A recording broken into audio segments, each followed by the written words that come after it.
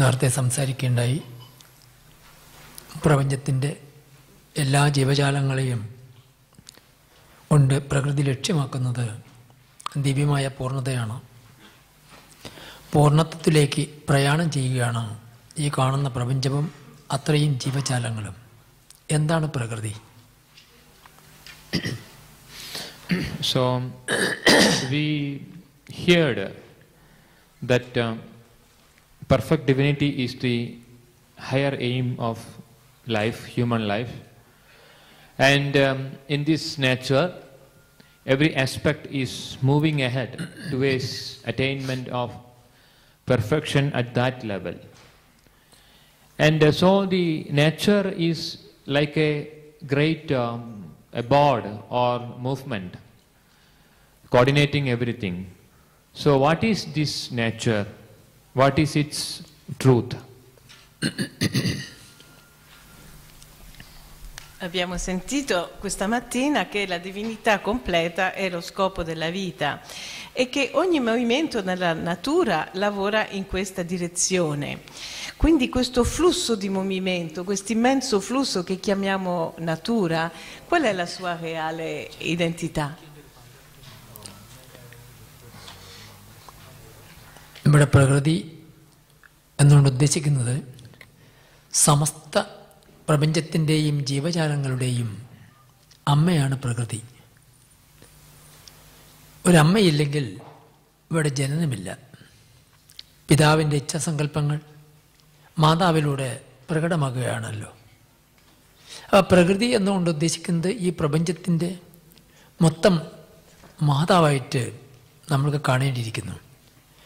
ഏതുപോലെയാണോ ഒരു മാതാവിൻ്റെ ഗർഭത്തിൽ കുട്ടി വളർന്നു, ആ കുട്ടി പ്രസവിച്ച് അമ്മയുടെ സ്നേഹവും ലാളനയും കൊണ്ട് വളർന്ന് ആ കുട്ടി വളർന്നു വരുന്നത് അത് അമ്മയുടെ വാത്സല്യവും കാരുണ്യവും കൊണ്ട് മാത്രമാണ്. അമ്മ മുലപ്പാലൂട്ടുന്നു, താലോലിക്കുന്നു, അവന് വേണ്ടതെല്ലാം നൽകി പോഷിപ്പിക്കുന്നു. എന്തിനാണ് ആ അമ്മ ആ മകനെ പോഷിപ്പിക്കുന്നത്? ആ കുട്ടി വളർന്ന് കുടുംബത്തിൻ്റെയും സമുദായത്തിൻ്റെയും ഏറ്റവും ഉന്നതനാകണമെന്ന് അമ്മയുടെ ആഗ്രഹങ്ങൾ സബലീകരിക്കാനല്ലേ മാതാവ് കുഞ്ഞിനെ വളർത്തുന്നത്? അതേപോലെ ഈ പ്രകൃതിയായ അമ്മ സമസ്ത ജീവജാലങ്ങളുടെയും ശുഭപ്രതീക്ഷയും ലക്ഷ്യമാക്കുകയാണ്. അതിന് മനുഷ്യലോകം അറിഞ്ഞ് ആശ്രയിച്ചാൽ ആ മാതാവ് തന്നെ എല്ലാ ശ്രേയസ്സും നമുക്ക് നൽകും. ഇവിടെ പ്രകൃതി ലക്ഷ്യബോധം കൊടുക്കുന്നുണ്ടല്ലോ, അതിന് വെച്ചിട്ടാണ് പ്രകൃതി പറയുന്നത്. എന്നിട്ട് അതിന് ശേഷം വായിച്ചു കൊടുക്കുക, ഇത് കഴിഞ്ഞിട്ട് വായിക്കും. So nature is our mother, not only ours, mother of all creation. And a child, a human child may be born from the womb of the individual mother, and the mother had been carrying this child for 9 months, complete months in her womb, and thereafter giving birth. And even after giving birth, the child is looking after the mother is looking after the child, gives her breast milk, and take the child into her bosom and give the energy of love, which is a great nourishment for the child to grow. And every individual need, every need of the child is looked after by the mother. So mother is the protector, is the savior, is the nourisher of the newborn child. So in the same way, let us consider the whole existence. Innumerable species born here and living here, nourished by whom? Given birth by whom? By the cosmic mother. From the cosmic womb we are born. And that cosmic mother is looking after our needs, giving us the love, the grace, her grace. So if she is not looking after the children, nobody can survive here. Even nobody will take birth. So this is, we are living under the protection, the love, the grace of that cosmic mother. രണ്ടെണ്ണം ചൊല്ലിക്കൊടുക്കാൻ. La natura è nostra madre, è la madre di tutto ciò che è stato creato, la natura o vita, la stessa cosa. Il bambino nasce dalla madre che l'ha portato in grembo 9 mesi e dopo la nascita continua ad occuparsene, ad accudirlo, lo nutre al seno, lo nutre del suo amore che serve per crescere e bada tutto per lui. Allo stesso modo, la natura, la vita, la madre cosmica bada a tutto ciò che ci riguarda, è protettrice, nutrice, salvatrice nei nostri confronti, ci dà la sua grazia e il suo amore, ma soprattutto nessuno potrebbe sopravvivere su questa terra se così non fosse, anzi nessuno nascerebbe neppure senza questa grazia. Next sutra. Chani. Divyam Purnattameva Prakriti Laksham Prakriti Lakshya Bodha Purvakam Lakshya Bodha Purvakam Jividavyam Manavena. പൂർണ്ണതയാണ് ലക്ഷ്യമെന്ന് നേരത്തെ സൂചിപ്പിച്ചു. പ്രകൃതിയുടെ ലക്ഷ്യമറിഞ്ഞ് സ്വധർമ്മത്തെ ജീവിക്കുമ്പോൾ മനുഷ്യൻ്റെ ശ്രേഷ്ഠത യാഥാർത്ഥ്യമായിത്തീരുന്നു.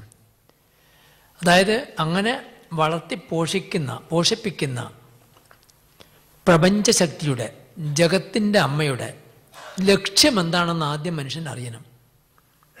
അതാണ് മനുഷ്യൻ്റെ പ്രത്യേകത. മറ്റുള്ള ജീവജാലങ്ങളിലും മനുഷ്യനുള്ള എന്താ പ്രത്യേകത? പ്രകൃതി ശക്തി നമ്മുടെ ഈ പ്രപഞ്ചത്തിൻ്റെ പോഷിപ്പിക്കുന്ന അമ്മയാണെന്നും അമ്മയ്ക്ക് ഭയങ്കരമായ ഒരു ലക്ഷ്യം മാനവകുലത്തിനോടുണ്ട് എന്നും ആ ലക്ഷ്യമറിഞ്ഞ് അവരവർക്ക് വിധിക്കപ്പെട്ട സ്വധർമ്മത്തിനെ അറിഞ്ഞ് ജീവിക്കാൻ ആരംഭിക്കുമ്പോൾ ഒരു മനുഷ്യൻ്റെ ശ്രേഷ്ഠത ലോകത്തിൽ സത്യമായിത്തീരുകയാണ്. അതിനാണ് മനുഷ്യജന്മം നൽകിയിരിക്കുന്നത്. So the third and fourth sutras explaining and the Purnasya Divyattasya Arhadaiva Tattasya Shrashtada. The nobility of man resides in his potential, that is already said. The fourth one, Divyam Purnattameva Prakrite Laksham. The goal of nature is divine perfection. Fifth one, Prakriti Lakshya Purvakam Jividavyam Manavena. Man should live in the awareness of the goal of nature. So these two, based on these two sutras, Sri Tathata is explaining. So now we are considering Mother Nature, so the cosmic mother. And so this cosmic mother is responsible for our birth, survival, our nourishment, our progress, everything. And what is the purpose of, or what is the aim of the mother, cosmic mother? To give birth to children and also nourishing them and also helping them to progress. What is the idea behind this? And the Dharma Sutra says there is a very, very specific reason for that. And now we are considering in particular human community, the mankind. So what is the purpose or aim of the mother, of the cosmic mother, as far as mankind is concerned? So this is the particular aspect. And when we understand, it is a fact too that there is a purpose. And when as human beings, as the children of the cosmic mother, we understand that there is a higher purpose involved in our birth and life here, we have to design our life seeing this purpose or understanding this aim. And then it is said it is our swadharma, it is our self-nature. So when we start living according to this higher principle and aim, we say it is the sadharma, it is the individual dharma, the self-nature of a person. So human beings should live knowing this swadharma.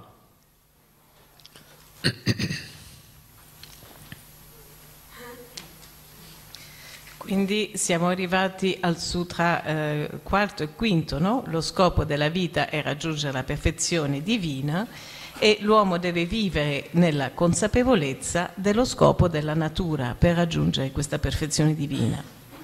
La madre cosmica, la madre vita, ci nutre e ci fa progredire con uno scopo. Qual è il suo scopo? Beh, il suo scopo è far nascere dei figli, ma a che pro? Con quale intento? Cosa ha in mente l'umanità per la madre? Allora, abbiamo capito che uno scopo c'è, però una volta capito che c'è, bisogna vivere in conseguenza. E questo è lo swadharma individuale, cioè la comprensione intima del nostro essere profondo che deve nascere in ogni individuo. അങ്ങനെ ആ പ്രകൃതിശക്തിയുടെ ഇച്ഛാസങ്കല്പങ്ങൾ സത്യമാക്കി തീർക്കേണ്ടത് ഒരു മനുഷ്യലോകത്തിൻ്റെ കടമയാണ്. എങ്കിലും പ്രകൃതി ശക്തി നമ്മളെ പോഷിപ്പിച്ച് വളർത്തുന്ന ആ മഹാസാന്നിധ്യത്തിന് നമ്മളെല്ലാവരും മറന്നു നമ്മുടെ മനസ്സിൽ നമ്മളിൽ തന്നെ ഒതുക്കി ഈഗോവിൽ മാത്രം മനസ്സിനെ ഒതുക്കി നമ്മുടെ ജീവിതം ആരംഭിക്കുമ്പോൾ അത് പലപ്പോഴും പരാജയപ്പെടുകയും മനക്ലേശങ്ങൾ ഉണ്ടാവുകയും പ്രതിക്ഷോഭങ്ങൾ ഉണ്ടാവുകയും ചെയ്തുകൊണ്ടിരിക്കുന്നത് നമുക്ക് എവർക്കും കാണാം. എന്ന് ആ പ്രകൃതിശക്തിയിലേക്ക് നമ്മൾ വഴങ്ങിക്കൊടുത്ത് നാം എല്ലാ പ്രകൃതിശക്തികളാണ് നമ്മളെ പോഷിപ്പിക്കുന്നത് എന്ന് നമ്മൾക്ക് മനസ്സിലാകണം. സൂര്യോർജ്ജം ഇല്ലെങ്കിൽ ജീവിക്കാൻ പറ്റില്ല, പ്രാണവായു ഇല്ലെങ്കിൽ ജീവിക്കാൻ പറ്റില്ല, ജലമില്ലെങ്കിൽ ജീവിക്കാൻ പറ്റില്ല, നോക്കൂ ഭൂമി ഇല്ലെങ്കിൽ ജീവിക്കാൻ പറ്റില്ല. അപ്പോൾ ഈ ഭൂമിയും എല്ലാം പ്രകൃതിശക്തികളുടെ സ്പന്ദനങ്ങളാണ്. ഭൂമിയായാലും വായുവായാലും അഗ്നിയായാലും ജലമായാലും ആകാശമായാലും നക്ഷത്രങ്ങളായാലും സൂര്യചന്ദ്രാദികളെല്ലാം ആ പ്രപഞ്ചശക്തിയുടെ ജീവജാലങ്ങളുടെ പോഷണത്തിനുള്ളതായിരിക്കുന്ന ഊർജങ്ങളാണത് മുഴുവനും. അതിൽ മനുഷ്യനുള്ള പങ്ക് ബോധപൂർവം മനുഷ്യൻ ആശ്രയിക്കുമ്പോൾ ഈ നിർമ്മിതമായ പ്രപഞ്ചത്തിലുള്ള ഊർജം നമ്മളിലേക്ക് കടന്നു വന്ന് നമ്മുടെ സ്വധർമ്മത്തിനെ ഉണർത്തി തനിക്ക് വിധിക്കപ്പെട്ട കർത്തവ്യങ്ങളും കടമകളും ചെയ്തെടുത്ത് ലോകത്തിനെയും സമൂഹത്തിനെയും ശ്രേഷ്ഠമാക്കി തീർക്കാൻ സഹായകമാകും. അതറിയാതെ ജീവിച്ചാൽ അതിന് വരുന്ന പ്രത്യാഘാതങ്ങളാണ് ഇന്ന് ലോകം അനുഭവിച്ചുകൊണ്ടിരിക്കുന്ന പ്രശ്നങ്ങൾ മുഴുവനും. Suppose what will happen if a newborn child is taken away from the mother, disconnected from the mother. So the same is our case. Today we are disconnected from Mother Nature or from the cosmic mother. And what is the cause of this separation? It is our ego. So our ego, our very strong, gross personality is separating ourselves from the mother, from the existence. But we cannot survive. Even then, the nature is showering its blessing upon us because it gives the air, the light, the energy. Because all these cosmic aspects are limbs of that supreme force or supreme mother. Sun is one limb, earth is another limb, air is another limb. So likewise, everything. So it gives us. But from our side, we created a great wall of separateness. So then her grace or love is not reaching to us. So that block we have created is the cause, the fundamental cause of our suffering. Otherwise, this energy will very easily move to us. Our connection with the sun, our connection with the earth, with the atmosphere, with the trees, so with the stars, with the skies. So this will give energy. This connection is giving energy to human beings, human mind, human soul, human body. So when this energy moves to us, it is a big cleansing process. And it revitalizes and rejuvenated our energies and mind. So when this interaction goes on like this, we can see the purpose of our birth, our swadharma, our role in this existence, in the family, in the society. We can see it by ourselves. Then we naturally lead in the righteous way. Since we are blocked, we have separated from Mother Nature, we are suffering, we have become very egoist, and that is why human life has become deviated from the truth and righteousness.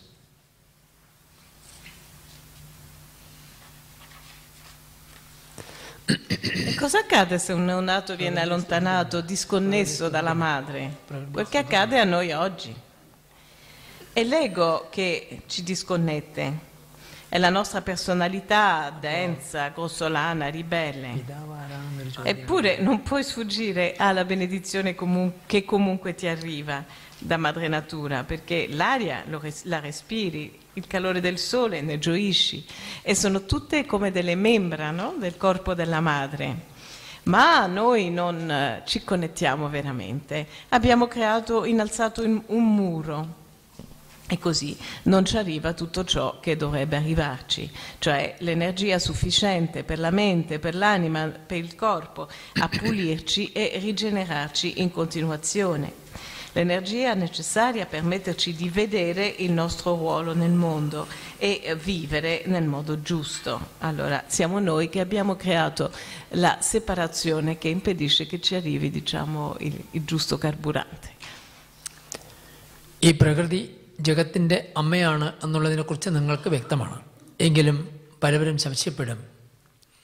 അപ്പോൾ പിതാവാരാ എന്നൊരു ചോദ്യത്തിനുള്ള മറുപടിയാണ് പറയാൻ പോകുന്നത്. അതായത് ആദിയിൽ ഈശ്വരൻ ഏകനാണ്. അമ്മയും ആചാര്യനും പിതാവും എല്ലാം ഒന്ന് തന്നെയാണ്. ഏകനായ ഈശ്വരനിൽ നിന്ന്, അവനിൽ നിന്ന്, അത് അവ്യക്തമാണ്, വ്യക്തമല്ല. ഏകനായ ആ പരമോത്തമ ദിവ്യപുരുഷനിൽ നിന്ന് പ്രകൃതി പുരുഷന്മാരായി രണ്ട് സ്പന്ദനങ്ങൾ ഉണ്ടാകുകയാണ്. ആ രണ്ടിൻ്റെ സമ്പർക്കമാണ് ഈ പ്രപഞ്ചത്തിൻ്റെ പ്രതിഭാസങ്ങൾ. അപ്പോൾ ആദിയിലുണ്ടാകുന്ന ഏകമായ സത്യത്തിൽ നിന്ന് പ്രകൃതി എന്നും പുരുഷനെന്നും, പുരുഷൻ പിതാവും പിതാവിൻ്റെ ഇച്ഛയിൽ നിന്നുണ്ടാകുന്ന പ്രകൃതിയും. പ്രകൃതി ജഗത്തിൻ്റെ അമ്മയാകുമ്പോൾ പുരുഷൻ ഈ പ്രപഞ്ചത്തിൻ്റെ പിതാവാകുന്നു. പ്രകൃതിയും പുരുഷനും ഉപരിയിൽ ഏകനായ പരമസത്യം ഒന്ന് നിലനിൽക്കുന്നു. ആ സത്യത്തിൽ നിന്നിട്ടാണ് ഈ രണ്ട് ഭാവങ്ങൾ പ്രപഞ്ചത്തിൽ പ്രകടമാക്കുന്നത്. അതിന് പ്രപഞ്ചത്തിൽ നമ്മൾ ഈ സ്ഥൂലപ്രപഞ്ചത്തിൽ വന്നതുകൊണ്ട് അതിനെ നമ്മൾ അമ്മയായി ചിത്രീകരിക്കുന്നു. കാരണം അമ്മയ്ക്കാണല്ലോ ലാളന തരാനും വളർത്താനും പോഷിപ്പിക്കാനും അർഹത. അതുകൊണ്ട് അമ്മയ്ക്ക് ഈ പ്രപഞ്ചത്തിൽ വരുമ്പോൾ പ്രാധാന്യത. എന്തിനു വേണ്ടി? തൻ്റെ പിതാവിലേക്ക് എത്തിച്ചേരാൻ അമ്മയുടെ കടാക്ഷം കൂടിയേ തീരൂ. പെറ്റമ്മ കുഞ്ഞിനെ വളർത്തി താലോലിച്ച് പോഷിപ്പിച്ച് പിതാവിൻ്റെ കയ്യിൽ എത്തിക്കുന്നത് നമുക്ക് കാണാം. അതേപോലെയാണ് ഈ പ്രപഞ്ചത്തിലും നടന്നുകൊണ്ടിരിക്കുന്നത്. And so we say about the cosmic mother, the universal mother.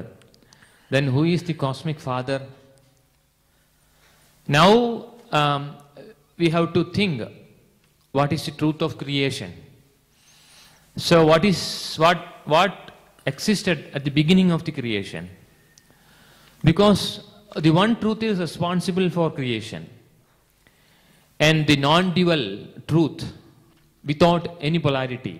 So ultimately that is responsible. And at the beginning of the creation, this single truth divided into two polarities. One the female, the other is male. Or one is the cosmic nature, the other is the cosmic consciousness. Then the rest of creation, this cosmic consciousness and the cosmic energy responsible for the creation, rest of the creation. So we call these two aspects as the cosmic mother and cosmic father. But beyond it is one. Cosmic mother and cosmic father, one and the same truth. But at the manifested plane, we can call it as father and mother. So as we are here as human beings, we call as ourselves as the children of mother nature or the cosmic mother, because to feel more. Because a child feels more for the mother than the father. Because mother is giving the milk, the child is carried in the womb of the mother, and the child is fed through the navel cord of the mother. So this connection is so natural. And the mother has to say, yes, he is your father. Otherwise, we don't know who is our father. So basically, fundamentally, it is the mother who is more close to a child. So we see more mother here than the father. But mother is the great executrix, because the whole power is in her hands. She knows what is the best for the child. She carries the child to the Supreme Father. So, when we rely upon the Supreme Mother, she carries every child to the abode of the Supreme Father. That is nothing other than the final truth.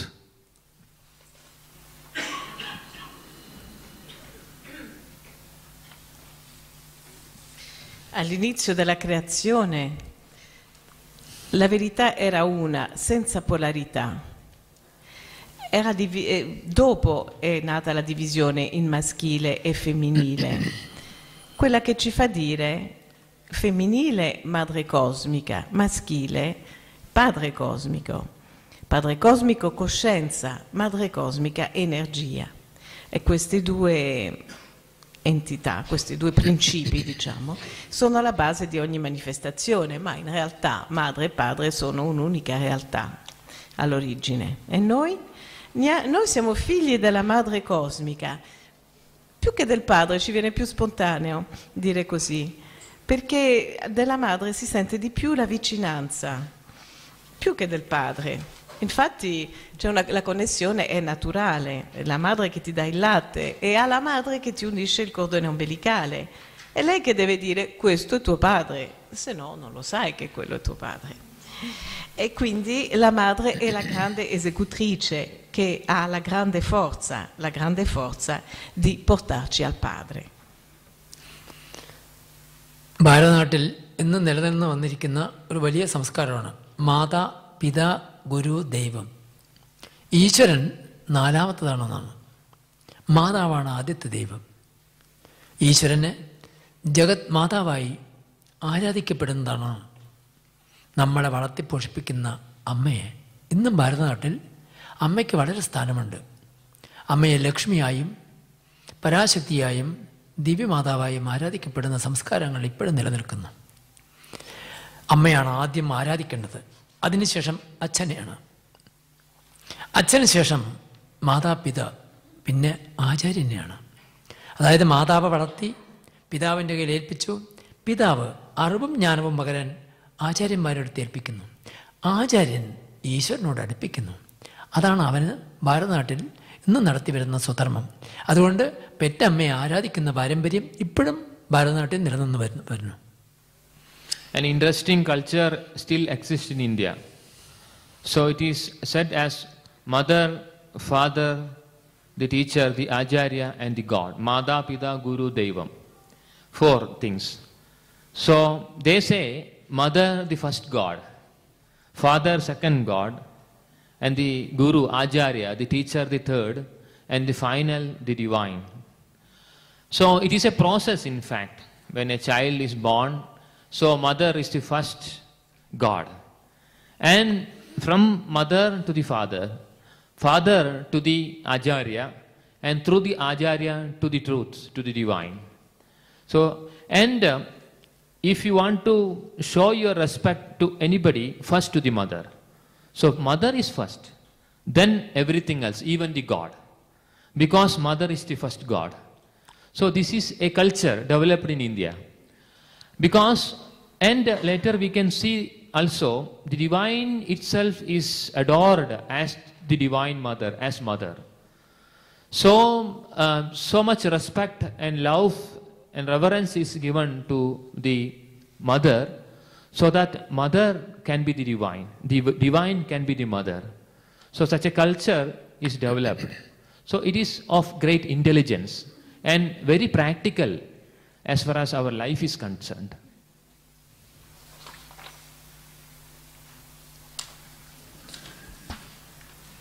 Quando ci affidiamo alla madre, però, la madre ci può portare al padre. Ed è da questo che nasce questa tradizione indiana interessante che dice prima madre, poi padre, poi maestro, poi Dio alla fine. Va così il processo di crescita dell'uomo, del bambino, infatti. Bisogna onorare prima la madre e poi tutte le altre entità, perfino Dio, perché la madre è il primo Dio, semplicemente per noi. E questa la saggezza della cultura indiana e il grande rispetto che in esso si trova.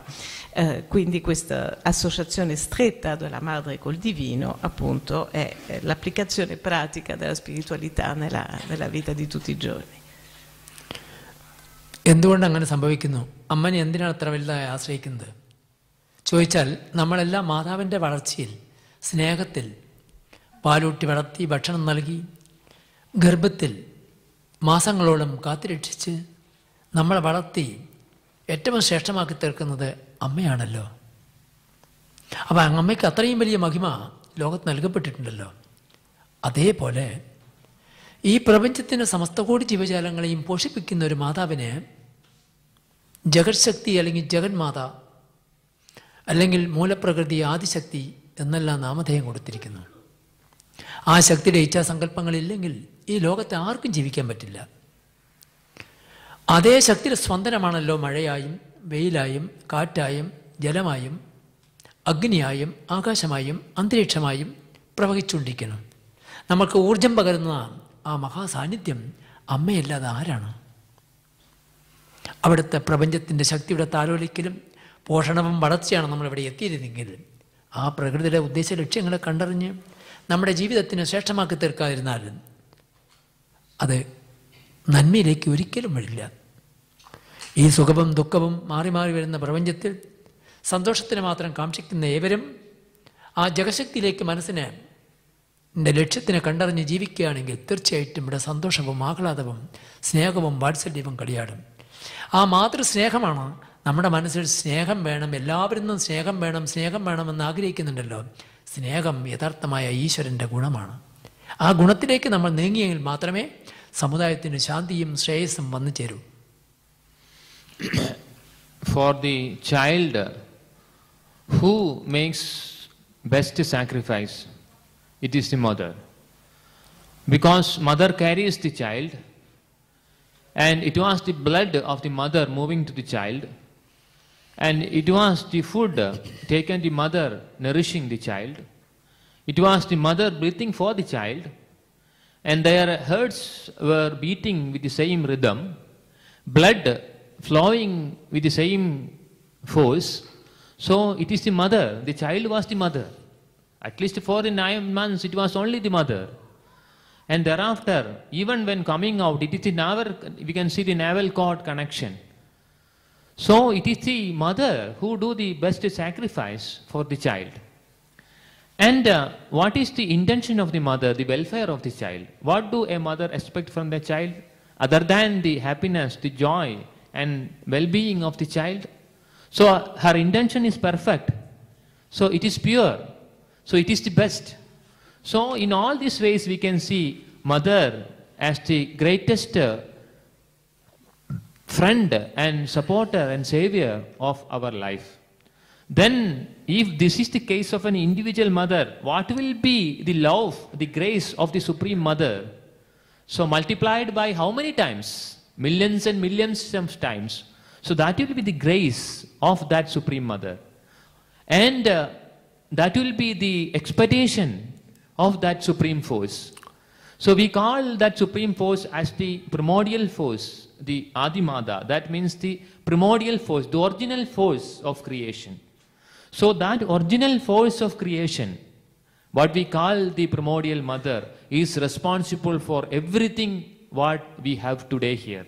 Our body, our mind, our energies, our power working in the soul, and the love, the aspiration, the enjoyment, the digestion, everything, she is responsible. And the rain is her grace, and earth is her bosom, and wind is her touch, and she is smiling through various plants of flowering of the season. So everything her grace. So everything is her love. So we are more and more thinking of joy. What is the joy? Nothing other having her love more in us. So our only seeking is for the mother, for her love, for her nearness, to play in her bosom. So that is the final thing that can happen in a human life. So she is everything. She is our aim, she is our way, she is everything. പ്രകൃതി മാതാവിനൊന്ന് സ്തുതിക്കല്ലോ. Chi sa sacrificarsi per il bambino? Chi lo ha portato e nutrito durante mesi e mesi con il suo sangue, con il cibo che mangiava? I due cuori hanno battuto allo stesso ritmo, la stessa forza scorreva nel sangue dell'uno e dell'altro durante questa simbiosi di 9 mesi. E la madre cosa si aspetta in cambio dal figlio? Che stia bene, che sia felice. Quindi la sua intenzione è assolutamente pura. Bene, se questa è la grazia che ci arriva dalla madre individuale, dalla singola madre, immaginate come ci arriva quella della Madre Suprema, moltiplicato per 1000 e 1000 e 1000.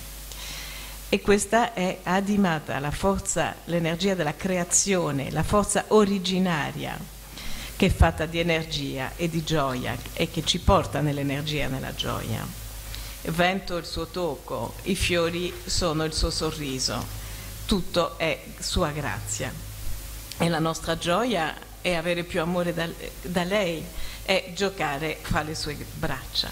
Quindi la Madre universale è la via ed è la meta.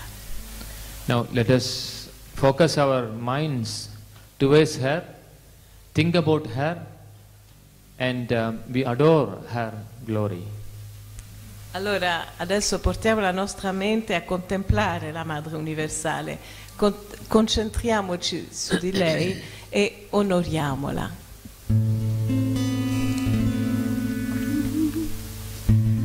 Om Shri Lakshmi Namaste. Om Tathata Namaste. Om Gurubhyo Namaste. Om Namah Shiva Shivaya. Shri Lakshmi Mangalam Shri Tathata. Ganesha Mangalam Shri Tathata. Tathata Mangalam Shri Tathata. Shri Tathata. Shri Lakshmi Charanam. Madevi Charanam. Tathata Namaha. Namo Maganga. Shri Lakshmi Charanam. Madevi Charanam. Tathata Namaha. Namo Mahaganga. Shri Lakshmi Mangalam Shri Tathata. Ganesha Mangalam Shri Tathata. Tathata Mangalam Shri Tathata. Shri Tathata. Shri Lakshmi Charanam. Madevi Charanam. Tathata Namaha. Namo Mahaganga. Shri Lakshmi Charanam. Madevi Charanam. Tathata Namaha. Namo Mahaganga. Shri Lakshmi Mangalam Shri Tathata. Ganesha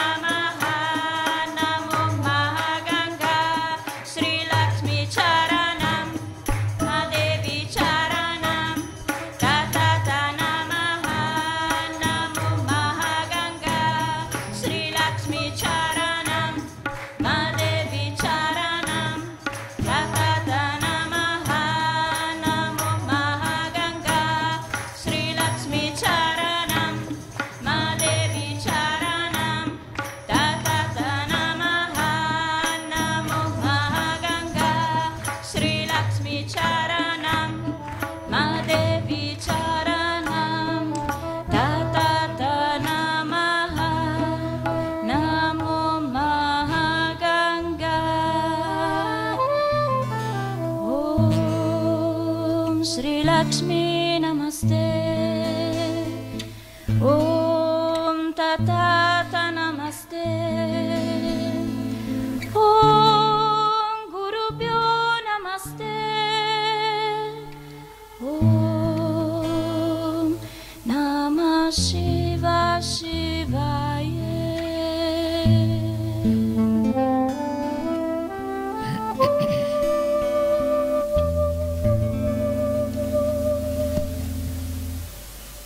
Now you can ask questions to Sri Tathata. Adesso Sri Tathata è disposto a rispondere a delle domande. Cordless maker.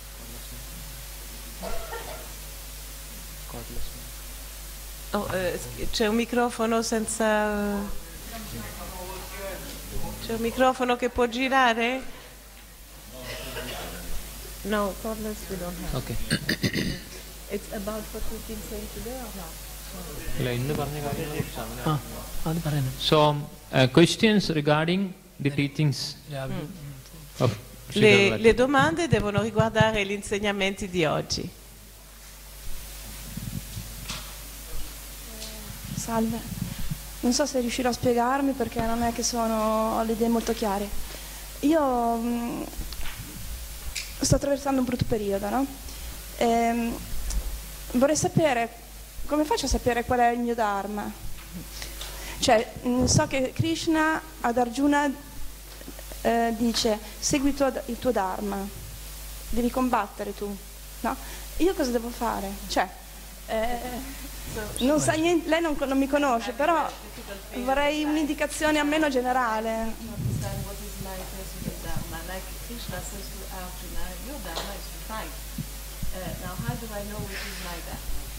അതായത് അവരൊരു critical crisis പീരീഡിലാണ്.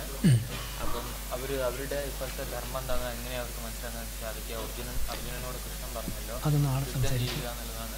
നാളെ സംസാരിക്കില്ല. നമ്മൾക്ക് ഈ കാലഘട്ടങ്ങളിൽ മറഞ്ഞു നിൽക്കുന്ന ധർമ്മം എങ്ങനെയാണ് തിരിച്ചറിയുക, അതിന് തടസ്സമായി നിൽക്കുന്നത് എന്തെല്ലാം, അത് നാളെ അതിൻ്റെ തടസ്സം മാറാനുള്ള ജീവിത രീതികളും ഇന്ന് തടസ്സമായി നിൽക്കുന്നത് എന്തെല്ലാമാണെന്നുള്ളത് നാളത്തെ ധർമ്മസൂത്രത്തിൽ വരും. So this is a very important aspect of tomorrow's teaching. So we can see subsequent sutras dealing these things. So please wait till tomorrow. Di avere un po' di pazienza perché questo sarà l'argomento principale dell'insegnamento di domani in quanto riguarda appunto i sutra successivi. Un'altra domanda? Durante gli insegnamenti io ho inteso parlare di anima e come di qualcosa di stabile. Ora, per quella che è la mia esperienza, mi sembra che l'anima sia qualcosa di molto, molto fluido, di molto instabile, oserei dire. E per quanto mi riguarda, invece, lo spirito, che non è stato nominato, potrebbe essere quella luce, quella... Però adesso bisogna vedere come si distinguono le due cose. Sono distinguibili nella conoscenza induista, come secondo me senz'altro ci sarà una cosa del genere. Ok, grazie.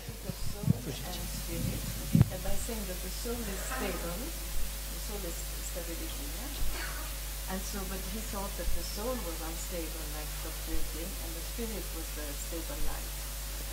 So how can you distinguish? അതായത്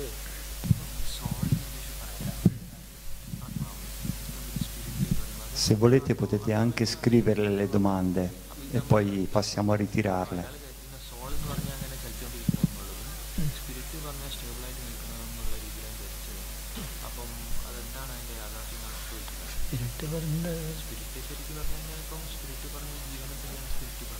അതെ.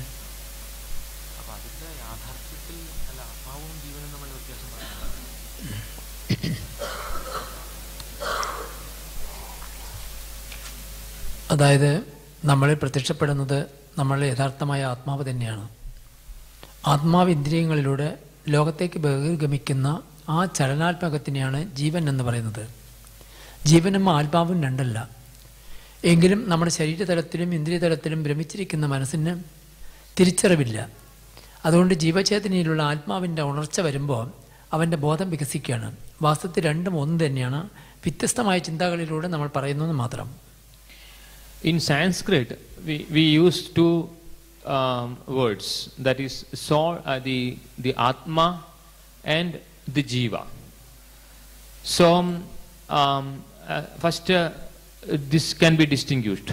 Then it will be easy to understand the meaning of it. Then what is the word spirit or soul, that you can decide. Now Atma means the truth. So that is the truth, ever existing truth, what we call the divine or God or the supreme. So the soul is a ray of that truth. So it is the truth, it is the light, it is the bliss, it is the consciousness. And but this soul, when incarnated in a human body means this physical body with energies moving, the mind, the senses, with all these formations, when this light appeared in this house, then the truth of this light is not known. Instead of, we know only our mind, our senses and our body. So the truth is underlying, but body, mind and energies and movements of these things is only known to us. So the soul is experienced as a mind or in senses, then it is known as Jiva. So Jiva is essentially the Atma. Atma, at the outer level, it is the Jiva. So spirit and soul, they can understand the meaning of now what is it. In sanscrito vi sono due parole, Atma e Jiva. Capendo la differenza poi potremmo trarre le conclusioni da noi.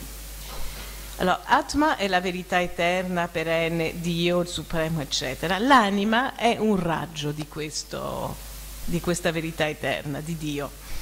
Ma quando si incarna in un complesso corpo, mente e sensi, la sua luce viene sepolta, non è più conosciuta ed è percepita soltanto attraverso tutto l'insieme dei nostri corpi, sensi, eccetera, eccetera, quindi in modo distorto, quindi in modo solo superficiale, riusciamo ad afferrarla solo in superficie. Stamattina Shri Tathata ha parlato degli animali. Hanno tutti un'anima allo stesso stadio evolutivo oppure ci sono diversi livelli come per noi umani? In animal kingdom, is everybody, all animals same level of development, or is there like individual soul? Or?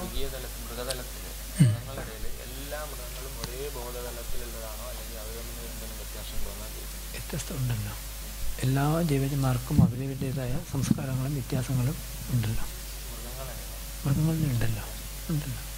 Of course there is difference. C'è differenza e come?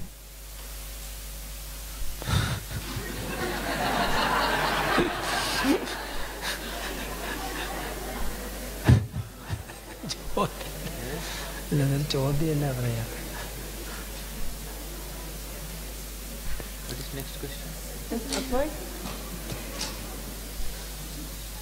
Credo di aver capito di una relazione esistente tra stabilità, e per cui domando se si parla anche di stabilità mentale, cioè riuscire a fermarsi nella meditazione, nel pranayama, e l'ego.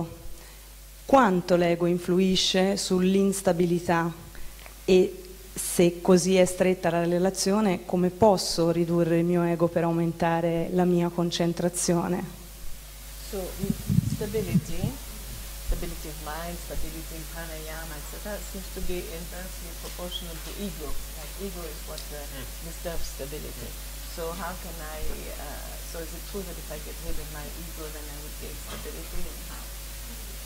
അതായത് ഇപ്പോൾ സ്ഥിരത പറയുമ്പോൾ ഇപ്പം നമ്മൾ ജീവിതത്തിൽ മനസ്സിൻ്റെ സ്ഥിരത, ശരീരത്തിൻ്റെ സ്ഥിരത, നമ്മൾ അനുഷ്ഠാനത്തിൻ്റെ സ്ഥിരത, അപ്പോൾ അതിനുള്ള തടസ്സം എന്ന് പറഞ്ഞാൽ ഒരാളുടെ ഈഗോ ആണ് അതിൻ്റെ തടസ്സം. ഈഗോ കൂടുമ്പോൾ സ്ഥിരത കുറയും. അങ്ങനെയാണെങ്കിൽ ഈ ഈഗോനെ ഒഴിവാക്കിയാൽ, if you avoid the ego, what is the question? Yes, the more you weaken your ego, the more you should gain stability. Okay. So how to do that? അതപ്പോൾ അങ്ങനെ ഈഗോനെ എങ്ങനെയാണ് കുറയ്ക്കാനോ അല്ലെങ്കിൽ മാറ്റാനോ പറ്റാനോ? അതായത് പൂർവാധിക കർമ്മത്തിൻ്റെ വാസനകൾ കൊണ്ട് വരുന്നില്ലേ, ഈഗോവിൻ്റെ പരിവർത്തനമാണല്ലോ. അപ്പോൾ ആ തരത്തിൽ പറഞ്ഞാൽ മതി. So because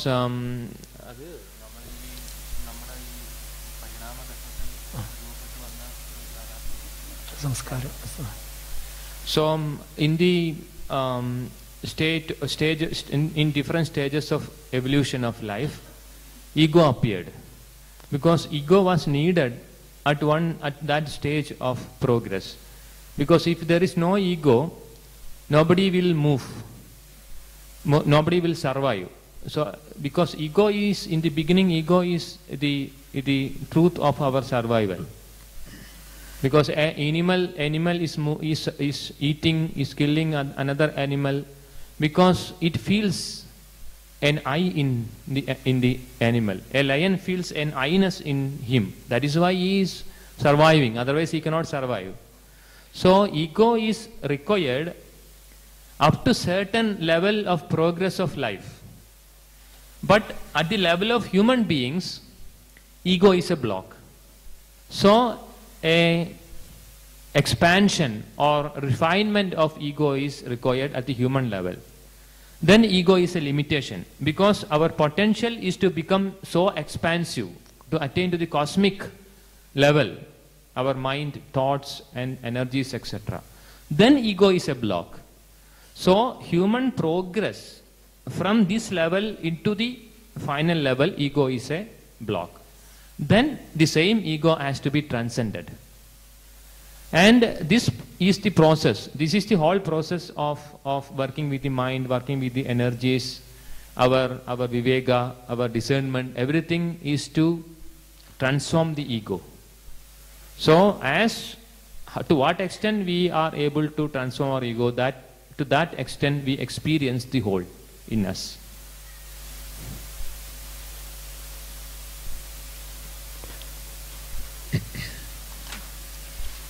Allora, l'ego è qualcosa che appare ad un certo punto dell'evoluzione, è il senso di sé prima di tutto, senza il quale non si può sopravvivere. Per esempio nel regno animale, se il leone non avesse questo senso di sé, questo sentimento di sé, non potrebbe cacciare, non potrebbe sopravvivere.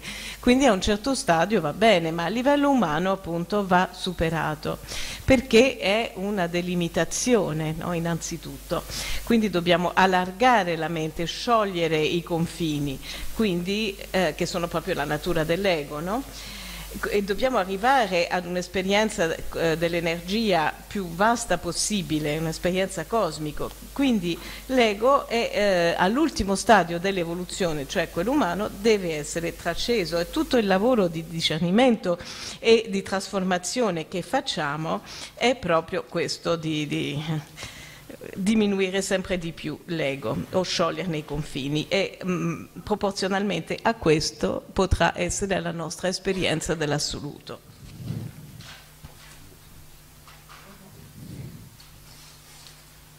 Okay. So, saluting the master and asking how we can transform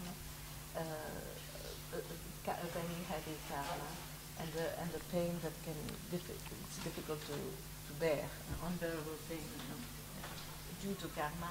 How can we transform it? And the same thing is another question: how can we change our karma?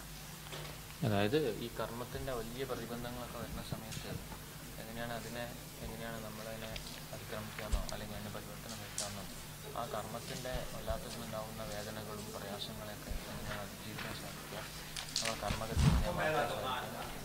Sì, scusate, giustamente, come si può cambiare il proprio karma e come si può convivere con un dolore?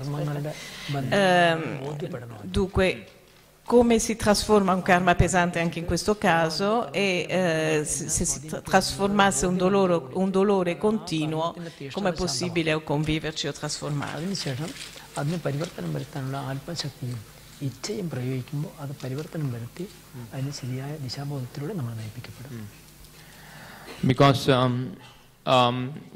first we should have an understanding about it, because what we are actually, the actual suffering is due to our karma. So its source, Because I reap what I did. I sow seed and I reap the result. So, what is coming to us? We are responsible. So, this feeling of responsibility is the first thing. So, when we feel it that, okay, I have been responsible, then we feel, okay, so I did it. So, this understanding, this shouldering responsibility, what we normally do, we find responsibility on others. This is what we do actually. But when we take the responsibility into ourselves, so that is the first remedy, because we took the self-responsibility. Then the second thing, now we require the power and intention, power of will and power of energy, because then only we will be able to survive, because we have to sow against the flow. So we require the energy. So we have to acquire the energy and also the power of will to survive, to go beyond this stage of problem. So the power of will and the inner strength is the two things required to pass through the state of problem. And when we combine all these three things, we can think the power of suffering reduces and the power of our will and strength exceeds. Primo punto è capire. Bisogna capire in profondità che la sofferenza viene da quello che ho fatto e che raccolgo quello che ho seminato. E non è colpa di nessun altro, non viene da fuori, non si parla di colpa, però di responsabilità. Nasce un senso di responsabilità e questo è il primo rimedio, è il primo ingrediente. Dopo ci vuole forza interiore e forza di intento di superare e energia. Perché bisogna remare a controcorrente per superare il dolore, no? Quindi abbiamo bisogno veramente di energia, quindi forza interiore, volontà, comprensione. E nella misura in cui questi tre ingredienti aumentano, il potere del dolore diminuisce e noi prendiamo il sopravvento.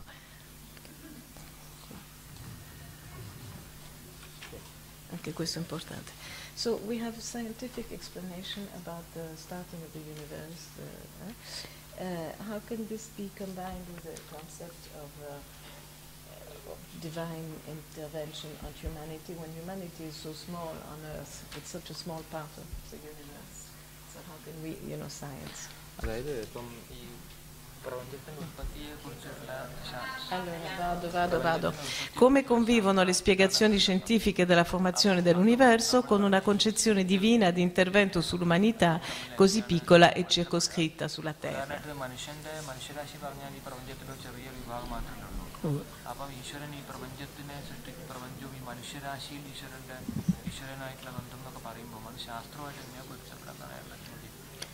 ശാസ്ത്രത്തിനും ഇതിനും ബന്ധമില്ലല്ലോ.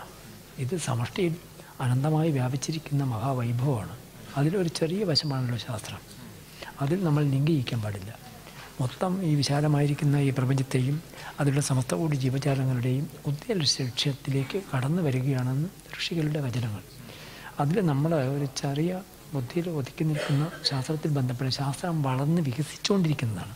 അതിൽ നമ്മൾ ബന്ധപ്പെടുത്താൻ പാടില്ല എന്ന് പറയണം. Sudami sister? Yes. Science and yes. Okay. So, science is not the ultimate truth. Science is growing. Science is finding new things. And science is evolving from stage to stage. So, in science there is no supramental knowledge. So, the whole science is a product of human mind. Because we are trying to analyze the truth from our mind. Human mind is limited. So the science we find is connected with the capacity of human mind.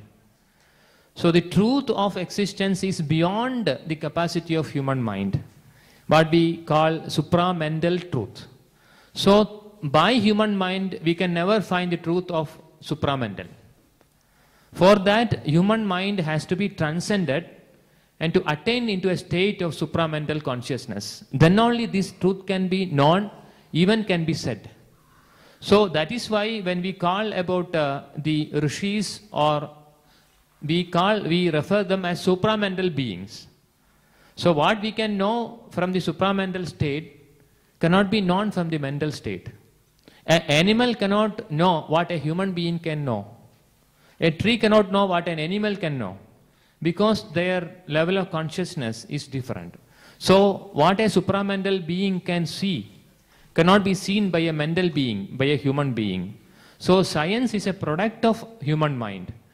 Only when a human being has crossed the level of mind and attained the supramental level, then science is applied, then that scientific result will be the perfect truth. Till then we have to wait till, say, a great total yes to science.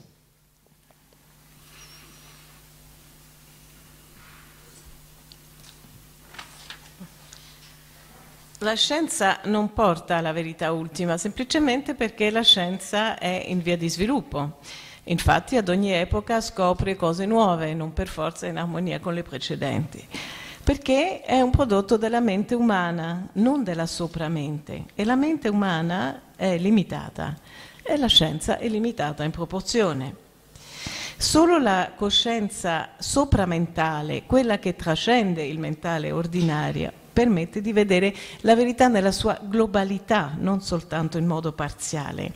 I rishi dei tempi antichi, quelli che hanno spiegato la creazione del mondo, erano esseri che vivevano nella sopramente, e quindi è normale che noi non possiamo avere la stessa loro visione, così come l'animale non può vedere la stessa cosa che vede l'uomo, e via dicendo.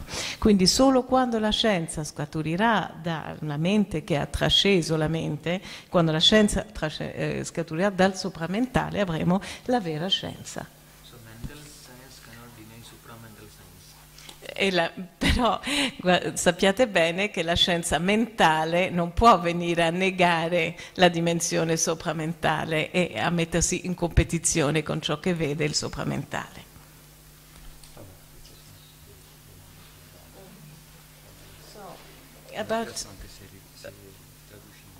Sì.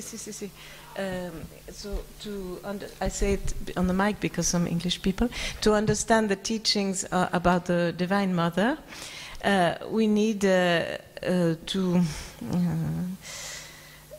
to change our way of thinking. Sometimes we see that we are about like 50 years old already, and we haven't understood about our birth and childhood properly. And so this is all about the mother, because sometimes the earthly mother, it seems to be an obstacle to your spiritual aspiration, for instance.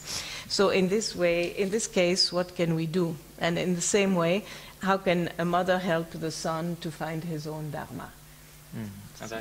Allora, qui abbiamo accorpato un po' 3 domande, no? Per comprendere l'insegnamento sulla madre. A volte bisogna demolire molto delle cose che abbiamo costruito, condizionamenti del proprio io, eccetera. A volte ci si arriva a 50 anni a dover capire che è necessario crescere ancora, eccetera. Al proseguimento di questa domanda, quando la madre terrena sembra presentarsi come un ostacolo alla tua aspirazione spirituale, come ci si può relazionare concretamente con lei, e inversamente cosa può fare una madre perché il proprio figlio individui il proprio dharma, come possiamo aiutarlo?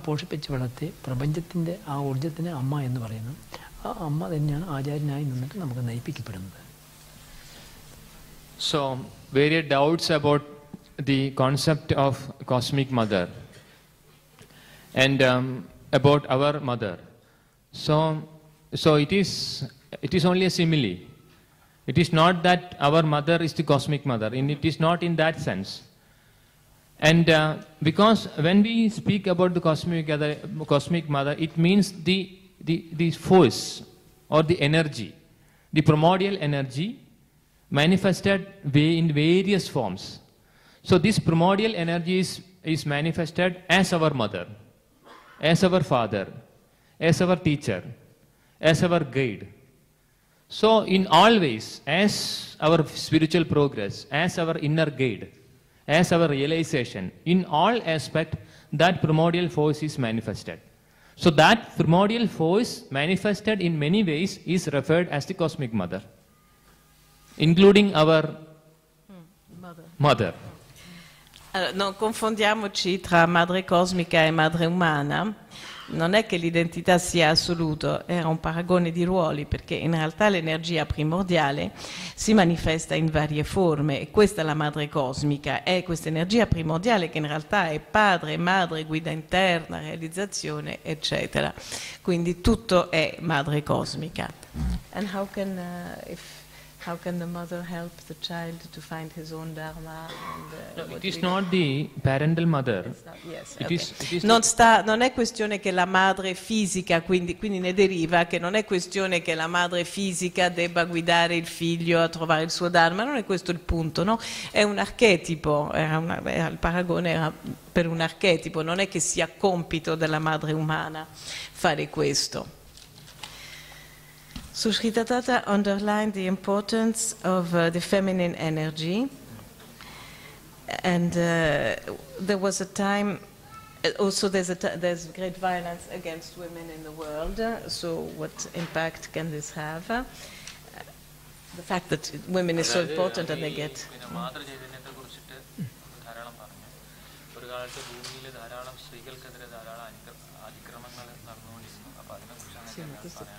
അല്ല അതുകൊണ്ടാണല്ലോ പരാവിദ്യ ഉള്ളുണർന്ന വിദ്യാഭ്യാസം ഇല്ലാത്തതിൻ്റെ ന്യൂനതകൾ നാട് മുഴുവനും പഴന്ന് പന്തലിച്ചിരിക്കുകയാണ്.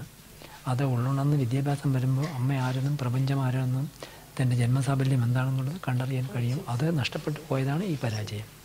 Because it is already said that we don't have the real knowledge. Our knowledge, everything is partial. So this paravidya is not with us. So only when this awakened knowledge, this all knowledge is there, we can see the truth. So what is our life, what is mother, what is woman, what is nature, what is the aim of life, so how we should live here. This all closely connected with this inner awakening or inner knowledge, inner light. So we don't have that light. So all these things is various aspects of that. Tutto questo, anche la violenza alle donne, eccetera, tutto quello che ci può essere in questa linea, viene dal fatto che non abbiamo la conoscenza dell'anima, non abbiamo la paravidya. Quindi non capiamo qual è la natura della donna, quindi ci diventa possibile appunto trattarla male. Questo è vero in tutti i campi.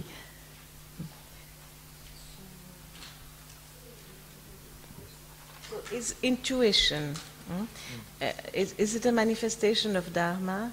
And how can we keep the state of communication with the supermind? Like sometimes we have a state, we feel we have a state of communication. How can we keep it? Come possiamo? Dunque, se l'intuizione in realtà... Yes, when you get superior intuition, is it a manifestation? Is it indicating your dharma? Is this correct? Is this the way to get? Yes. L'intuizione è una manifestazione del dharma e come agire in modo da poter mantenere questo stato di comunicazione con la mente superiore. ചഞ്ചലത വിട്ട് ശാന്തമായ ഒരു അന്തരീക്ഷം ഇരിക്കുമ്പോൾ ഇന്ദ്രിയങ്ങളിൽ നിന്ന് വേർവിട്ട് അതീന്ദ്രിയത്തിലേക്ക് മനസ്സ് ചലിക്കും. മനസ്സരിക്കുമ്പോൾ പ്രപഞ്ചത്തിനുള്ള ഊർജ്ജം വന്ന് നമ്മളെ പ്രബുദ്ധമാക്കും.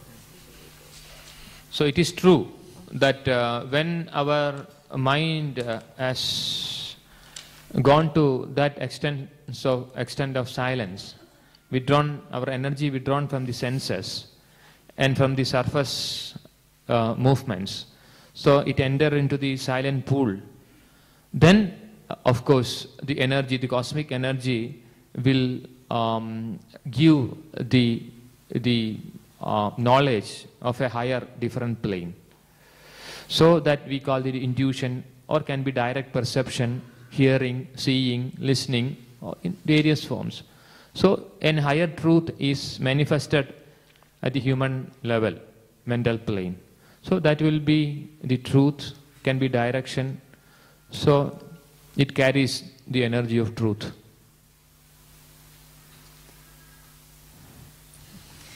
Quando entriamo veramente nel silenzio, quando l'energia si ritira dai sensi dalla mente e la mente entra nel mare del silenzio, che è un immenso serbatoio di conoscenza, allora riceviamo elementi di conoscenza da un piano superiore e possiamo ricevere guida e direzione. Why is it so difficult to follow Dharma? ഈ ധർമ്മത്തെ പിന്തുടരാൻ എന്താ ഇത്ര അധികം പ്രയാസം എന്ന് പറയുന്നത് പറയാൻ വേണ്ടി ഇവിടെ ധർമ്മം അധർമ്മം എന്നുള്ള രണ്ട് ശക്തികൾ ഇവിടെ പ്രപഞ്ചത്തിലുണ്ട്.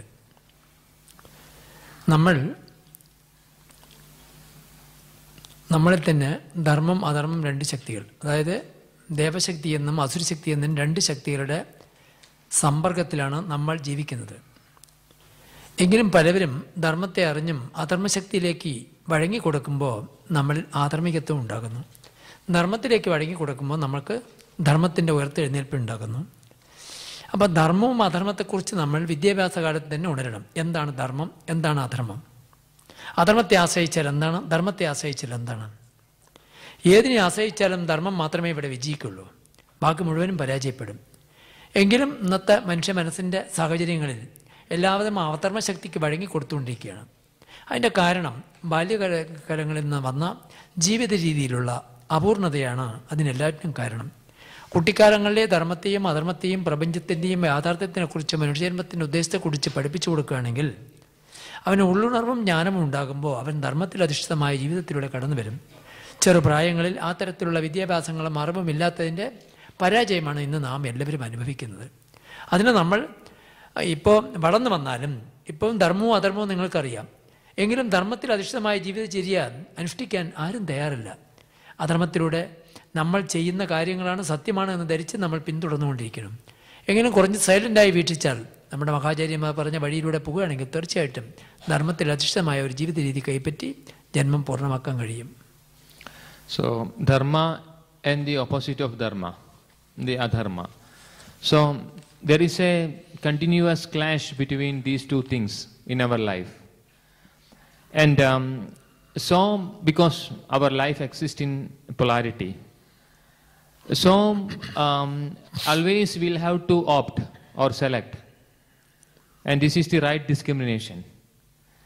And when a person is properly developed, observing dharma is natural, it is easy.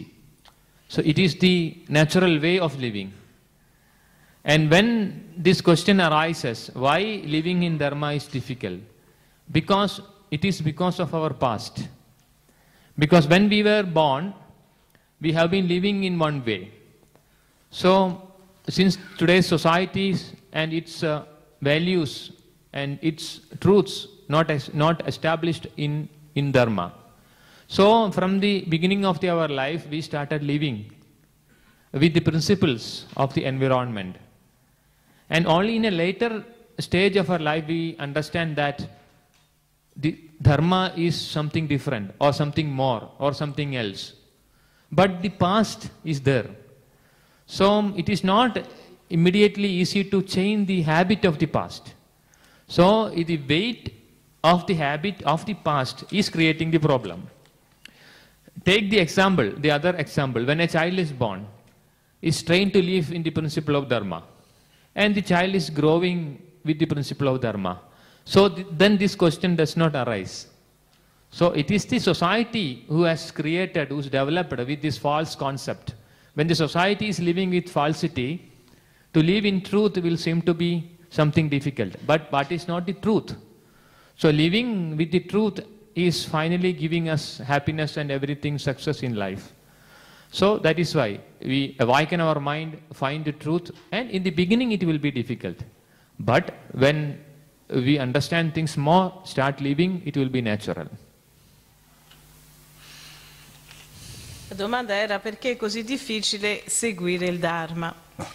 La risposta è che Dharma e Adharma, cioè il contrario, sono in guerra continua nella nostra vita, perché la nostra vita sulla Terra è basata sulla polarità. È per questo che siamo chiamati a sviluppare il discernimento.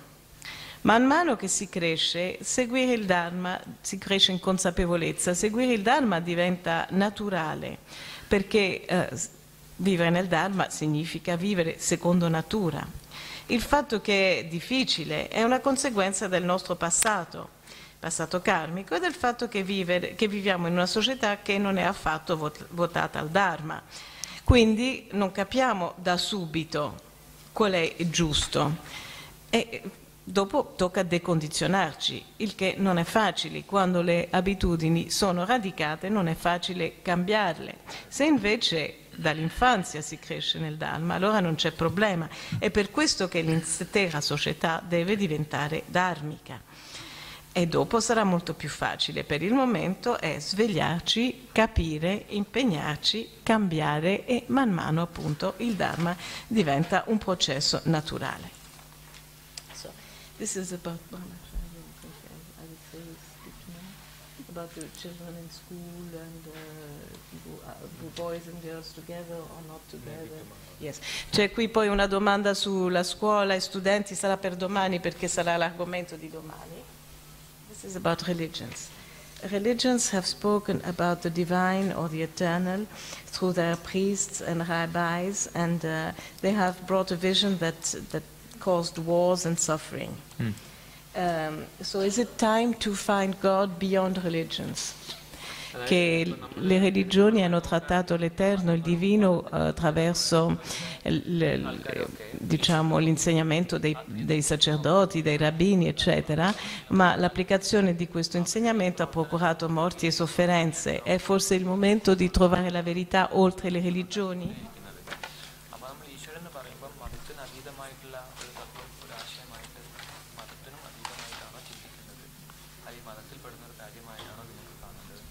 മതം ഒരു സമൂഹനീതി, അതായത് മതത്തിന് അതീതമായിക്കൊണ്ട് പരമസത്യത്തിനെ ഉൾക്കൊണ്ട് ജീവിക്കാനുള്ള ഒരു സംസ്കാരമാണ് മനുഷ്യന് വിധിക്കപ്പെട്ടിരിക്കുന്നത്. എങ്കിലും അതിൽ വളർന്നു വരാനുള്ള ഒരു വിദ്യാലയങ്ങൾ പോലെ ഈ മതം എന്ന് പറയുന്ന നല്ല സംസ്കാരങ്ങളെ വളർത്തിയെടുക്കാനുള്ള ചുറ്റുപാടുകളുണ്ടായി. എങ്കിലും മനുഷ്യന് ആ ധാർമ്മിക ബോധമില്ലാത്തതുകൊണ്ട് അതൊന്ന് ചുരുങ്ങി വന്നുകൊണ്ടിരിക്കുകയാണ്. ശരിക്കും പറയുകയാണെങ്കിൽ അത് വളരാനുള്ള ഒരു സ്കൂൾ പോലുള്ളൊരു വേദികയാണ്. അതിലൂടെ മനുഷ്യനെ അപ്പുറം കടത്തിവിടാനുള്ള പ്രവർത്തനങ്ങൾ എല്ലാ മതാചാര്യന്മാരും ചെയ്യുകയാണെങ്കിൽ നമ്മുടെ നാട് ഇതല്ല ഏറ്റവും ശ്രേഷ്ഠതയടയും. So today we have a very wrong structure of religions, and in fact it is not intended. Its fact is not that, because a religion is like a school or a college or a university, because we are learning things from the university. And it is not to live in the university always, but it is a stage of growth. It is a stage of learning. Because we require an university. You may ask this question, why an university? Because it is a stage of learning. But everyone is coming out from the university with the certificate, with the graduate or postgraduate or doctorate. So the intention is like that. It is an arrangement. Because why a family after all? Because family is an arrangement for the survival of the child. In the same way, the concept of religion is like a school, learning divinity or learning higher life. But what unfortunately happened, this religion has lost its meaning, and it has become something like politics or something like for all other reasons, not for this reason. So that is the difficulty. So what is truth? Of course, we have to grow and find the truth and live the truth. So this is what actually needed. But we want some arrangement or environment through which we can grow and reach it. But it is true that today's religion may not be able to do this, serve this purpose.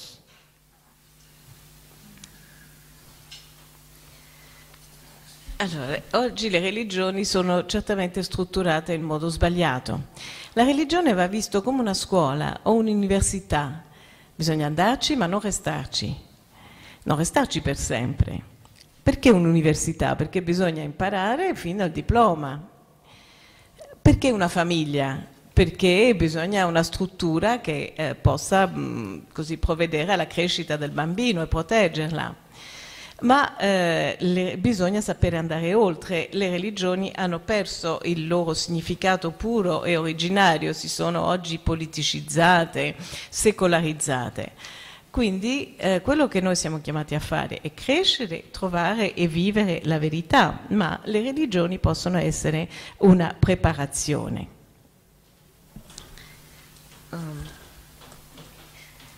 Allora, about the sacred fire, the Sri Tathata's book. Also, some other religions had sacred fires in other times. For example, the Greeks and the Romans. Is it the same sacred fire always?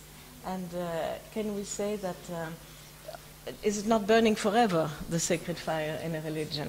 Is it not burning forever? And the values of a religion, are they alive forever or not? Well, this is more or less the other question. But fire, is it the same in all religions? What is it? Dunque, qui si parlava del fuoco sacro, che in passato anche altre religioni onoravano il fuoco sacro, ad esempio quella greco-romana, se è lo stesso fuoco sacro. La seconda parte della domanda è stata risposta adesso, se si può spegnere il fuoco di una religione e veri valori, eccetera, di una religione, è stata appena risposta. അതെ അതിനിപ്പോൾ ഓരോ ലക്ഷ്യങ്ങളുണ്ട് ഉയർന്ന ലക്ഷ്യം വയ്ക്കുകയാണെങ്കിൽ അത് correct തന്നെയാണ്. So about the sacred fire, because fire becomes sacred because of its purpose. So when the purpose of the fire is to awaken the truth, it is always sacred. Dunque il fuoco diventa sacro nella misura del suo scopo. Se è risvegliare la coscienza, lo scopo di un fuoco, allora quel fuoco è sacro.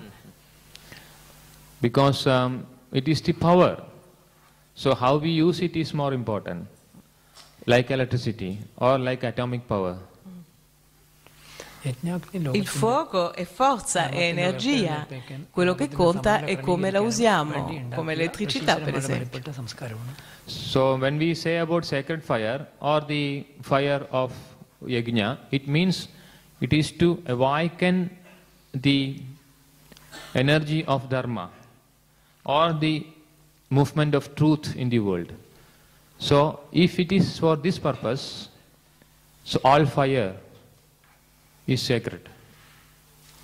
Il fuoco sacro dello yajna, dell'offerta, è acceso per risvegliare il Dharma e per mettere in moto la vita della verità sulla terra. Se un fuoco viene acceso a questo scopo, quel fuoco è sacro. So for thousands and thousands of years, religions and prophets are trying to waken up humanity. Why does Sri Tathata say that now we are ready? Che sono millenni che le religioni e i loro profeti tentano di svegliare l'umanità. In che senso ora siamo pronti? Perché ora siamo pronti?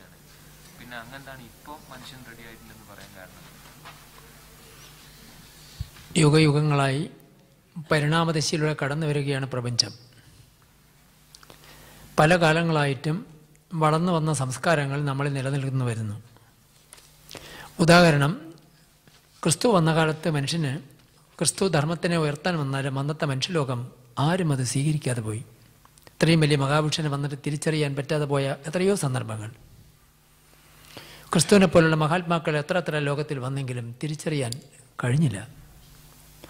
വാസ്തവത്തിൽ അതേ സത്യമായ ധർമ്മം തന്നെയാണ് തഥാതൻ പറയുന്നത്. എങ്കിലും നിങ്ങളിത് കേൾക്കാൻ ശ്രവണത്തോടുകൂടി ഇരിക്കാൻ സമയമായിരിക്കുന്നതിൻ്റെ ലക്ഷണമാണ്.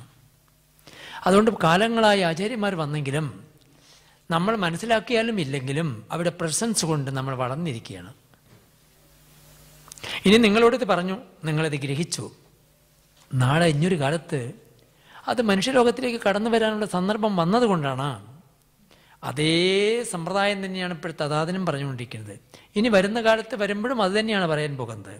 ഓരോരോ ഘട്ടങ്ങളായി ഈ മനുഷ്യലോകത്തിനെ ഉയർത്തി ശ്രേഷ്ഠമാക്കി തീർക്കാൻ വേണ്ടി ആ പരമപിതാവ് പല കാലങ്ങളായി ആചാര്യന്മാരെയും പ്രവാചകന്മാരെയും യുഗപുരുഷന്മാരെയും ധാരാളം വന്നു പോയിക്കൊണ്ടിരിക്കുന്നു. മനുഷ്യലോകം ഇതുവരെ ഉണർന്നിട്ടില്ല. ഇനി ഉണർന്ന് മനസ്സിലാക്കി ആശ്രയിക്കേണ്ട കാലമാണ്. അവരുടെ വൈബ്രേഷൻ നമ്മൾക്ക് അന്ന് കിട്ടിയിട്ടുണ്ടെങ്കിലും നമുക്ക് തിരിച്ചറിയാൻ പറ്റിയില്ല. എന്ന് വാസ്തവത്തിൽ തിരിച്ചറിഞ്ഞ് ആശ്രയിക്കേണ്ട സമയം എത്തിച്ചേർന്നിരിക്കുകയാണ്. എങ്കിലും ജീവിക്കാൻ ആകുന്നില്ല. വളരെ കുറച്ച് പേരെ തയ്യാറാകുന്നുള്ളൂ. എങ്കിലും ഇനി ജീവിക്കാനും തയ്യാറാകും. Because we are in a process of progress and evolution. And it grows from the lower stage into the higher stage. And it is known as the process of progressive evolution of human consciousness. Now suppose the time of Christ. When Christ was born, a great divine being born on earth, and he was trying to elevate human life. So you know what was happening that time. How many person listens to Christ? How many person followed the teachings of the Christ that time? Only few. And rest of the people denied Christ. Why? Because the society of that time was matured only to that level. They were not able to recognize Christ, understand the teachings of the Christ, follow the truth of Christ. And this is not just the case of Christ. All divine prophets and beings, when they incarnated on earth, such things happened. And today what Shita says, the same thing what Christ was telling before. But today more people are listening, and many are already started living with that truth. Why? Because the time changed. Human mind changed. So human consciousness changed. So this is the change now we can see after 2000 years. And still many are understanding. But all persons understood are not still ready to live. Still a gap exists. But Shita says, in the coming future, you can see thousands are coming forward to live the truth. So this is the change.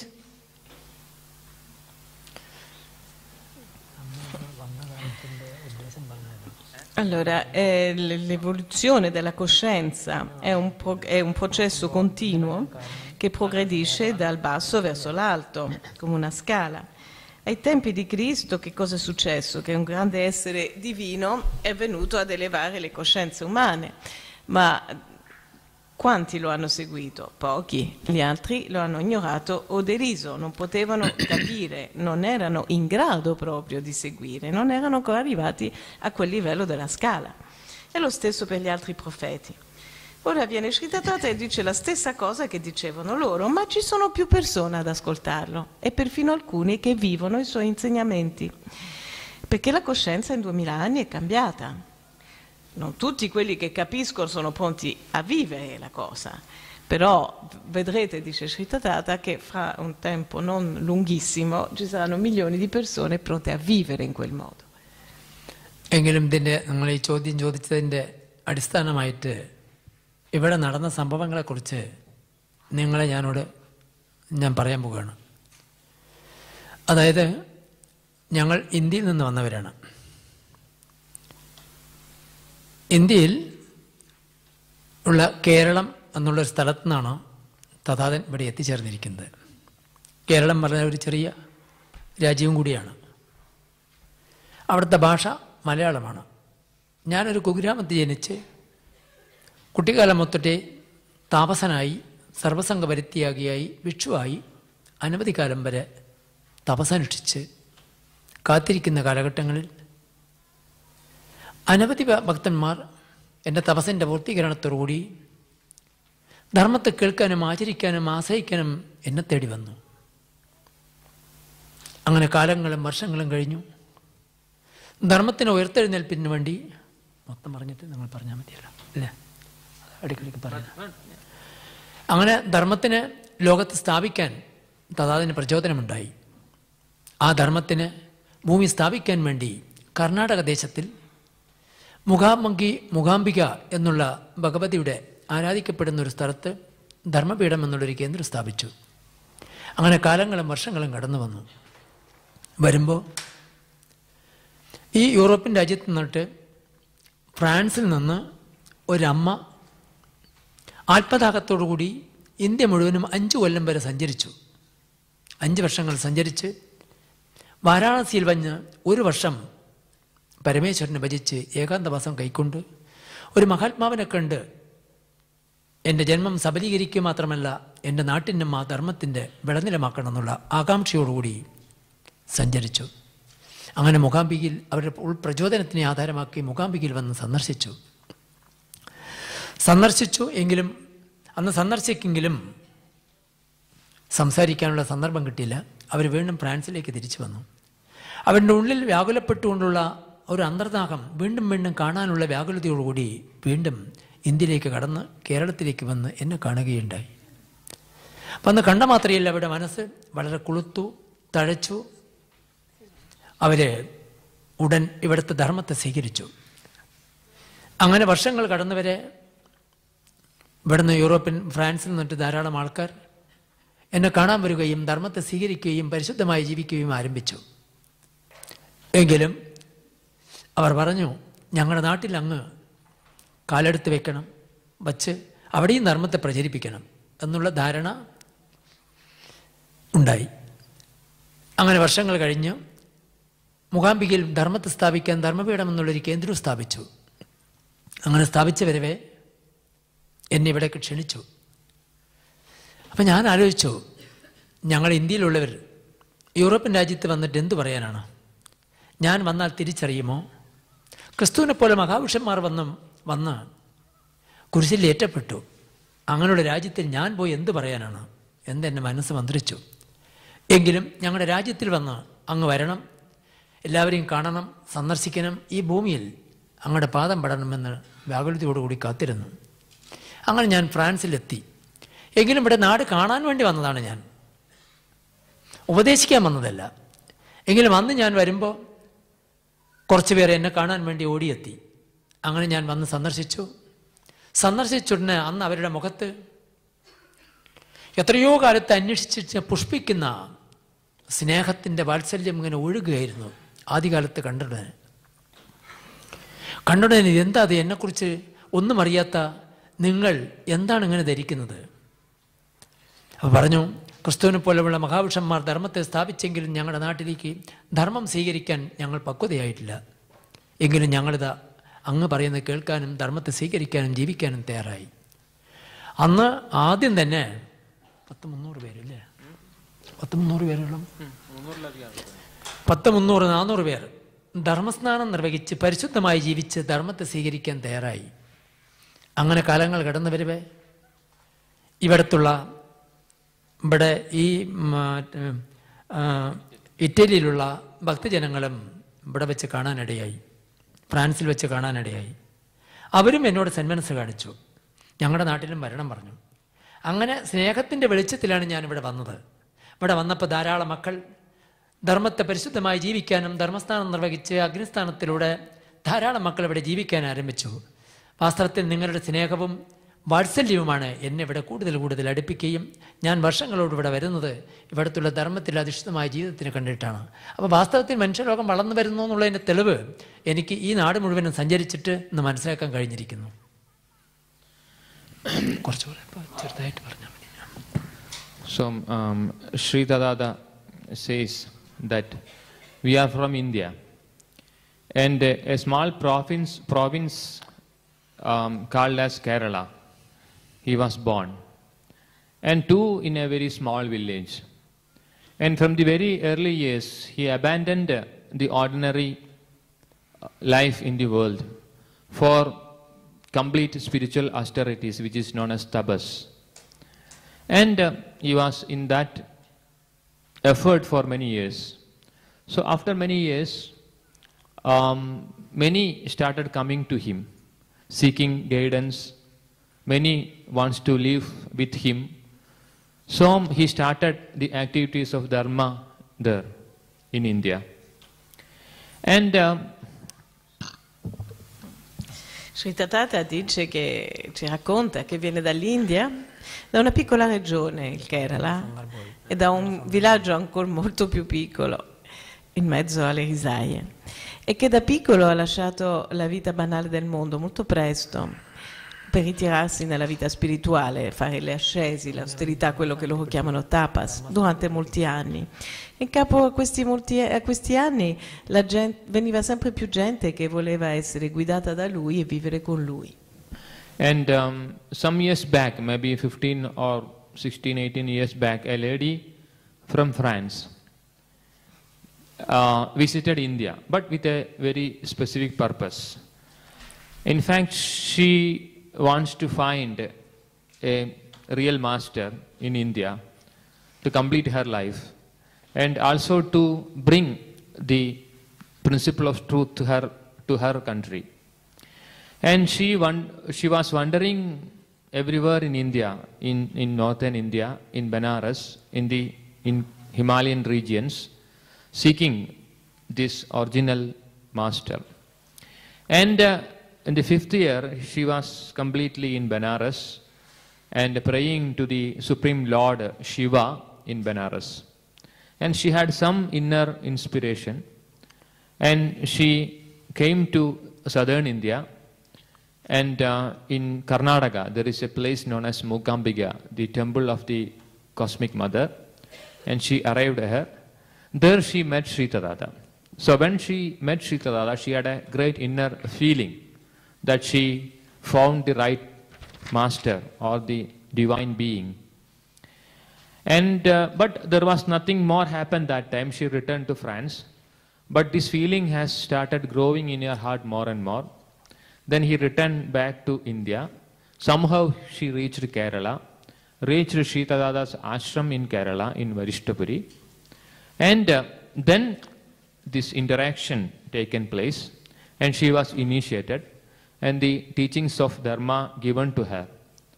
And she started bringing aspirants of truth to Sri Tathata, and Sri Tathata started giving this knowledge of truth to few persons visited him in India from the West.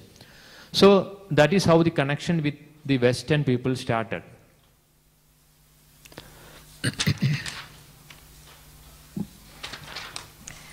15-18 anni fa più o meno, una signora francese è venuta in India.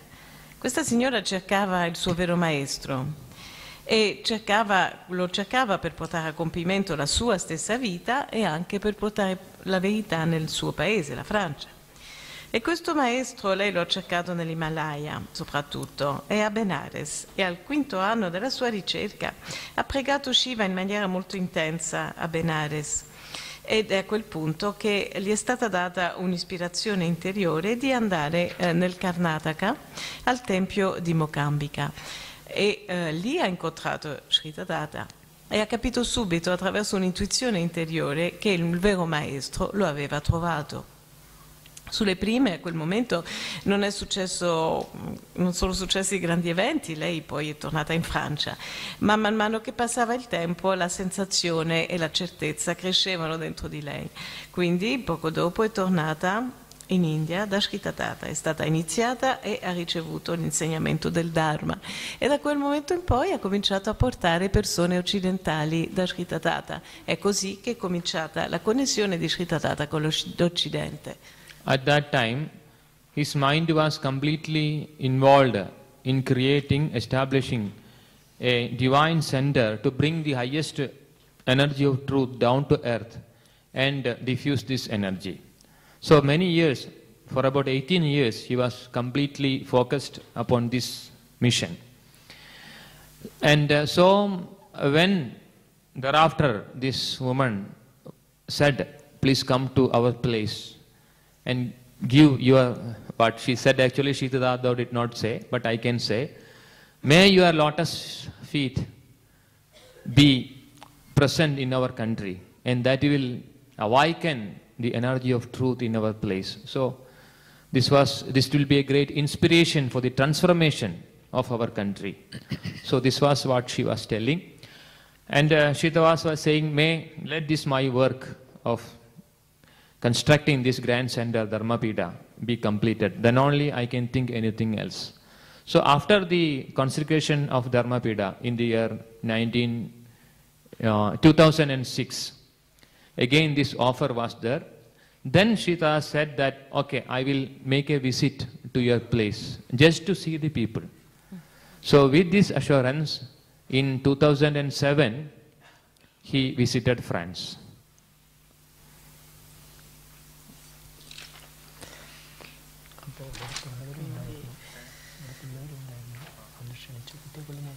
All'epoca Sri Tathata era completamente coinvolto nella costruzione del Dharmapita, cioè lui voleva stabilire l'energia del Dharma sulla terra, far discendere l'energia del Dharma e stabilirla sulla terra costruendo un luogo in cui questa energia sarebbe potuto fluire in un getto continuo. E questa concentrazione su questo obiettivo è durata più di 18 anni.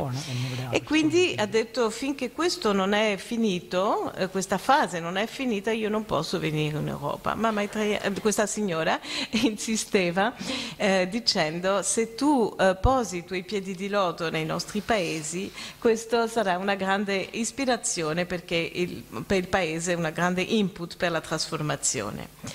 E finalmente, completato il Dharmapita e aperto il Dharmapita nel 2006 al mondo, Sri Tathata ha accettato di venire in Europa, ma da prima ha accettato semplicemente per così, vengo e vedo la gente.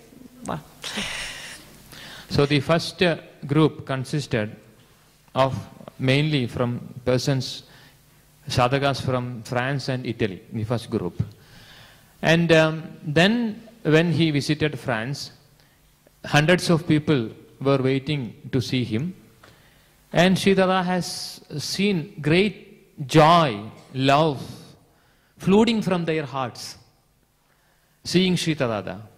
A great recognition of something forgotten, and a great reconnection of a grand relationship of the past. So it was so loving movement we shared during that period. It was just a flooding of love everywhere. And this was the beginning. So Sri Tathata coming just to pay a visit was captured by people of Italy and France. And promise was given to our Italian sadhakas that he will visit Italy. And visited Italy also. So it was a great thing, great connection, awakening. And seeing this love, devotion, expectation, and readiness to live the right path of Dharma, truth, Sri Tathata agreed to come again. And now this has become a usual practice. Every year he is coming. Because of, he always say, because of your love alone, because your readiness and willingness to follow the path of Dharma, truth, I am coming again and again. There is no other reason for that.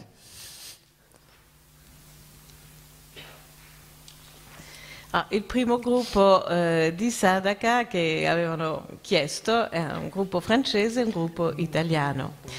Quando Sri Tathata è arrivato in Francia, giusto per vedere, lo aspettavano centinaia di persone con una gioia, con un amore. Era la riconnessione di qualcosa che era stato perduto e che ricominciava a vivere, qualcosa che nel passato era stato veramente molto forte.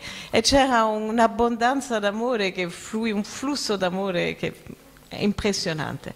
E Sri Tathata si è lasciato catturare da questo amore. E aveva promesso anche di venire in Italia e anche qui lo ha commosso l'amore, l'attesa e la disposizione a seguire i suoi insegnamenti. Adesso è diventato un'abitudine di ogni anno. Sri Tathata torna da noi tutti gli anni, ma dice che lo fa soltanto per un motivo e nessun altro: il nostro amore e la nostra buona volontà di seguire il Dharma. And these early years was, we cannot explain its glory and the kindness we experienced during these periods. So of course the spirit of our Italian brothers and sisters should be said more, because it was something extraordinary, never seen anywhere else in the world. So that much enthusiasm, love, devotion, trust, And Sri Tathata and the whole group was so moved and touched by the love, devotion and aspiration of our friends, of our brothers and sisters. So it was the beginning of a great relationship and a great feeling of togetherness and building together something new in the world. And because it was unparalleled and it was never can be compared with something else, because this potential was there with the people. So we could see here, now this is the 8th year coming to Italy, I think. So we always felt this spirit of power, love, devotion, especially in Italy, and could not be seen anywhere else in the world. So this has been living experience of the last 8 or 9 years.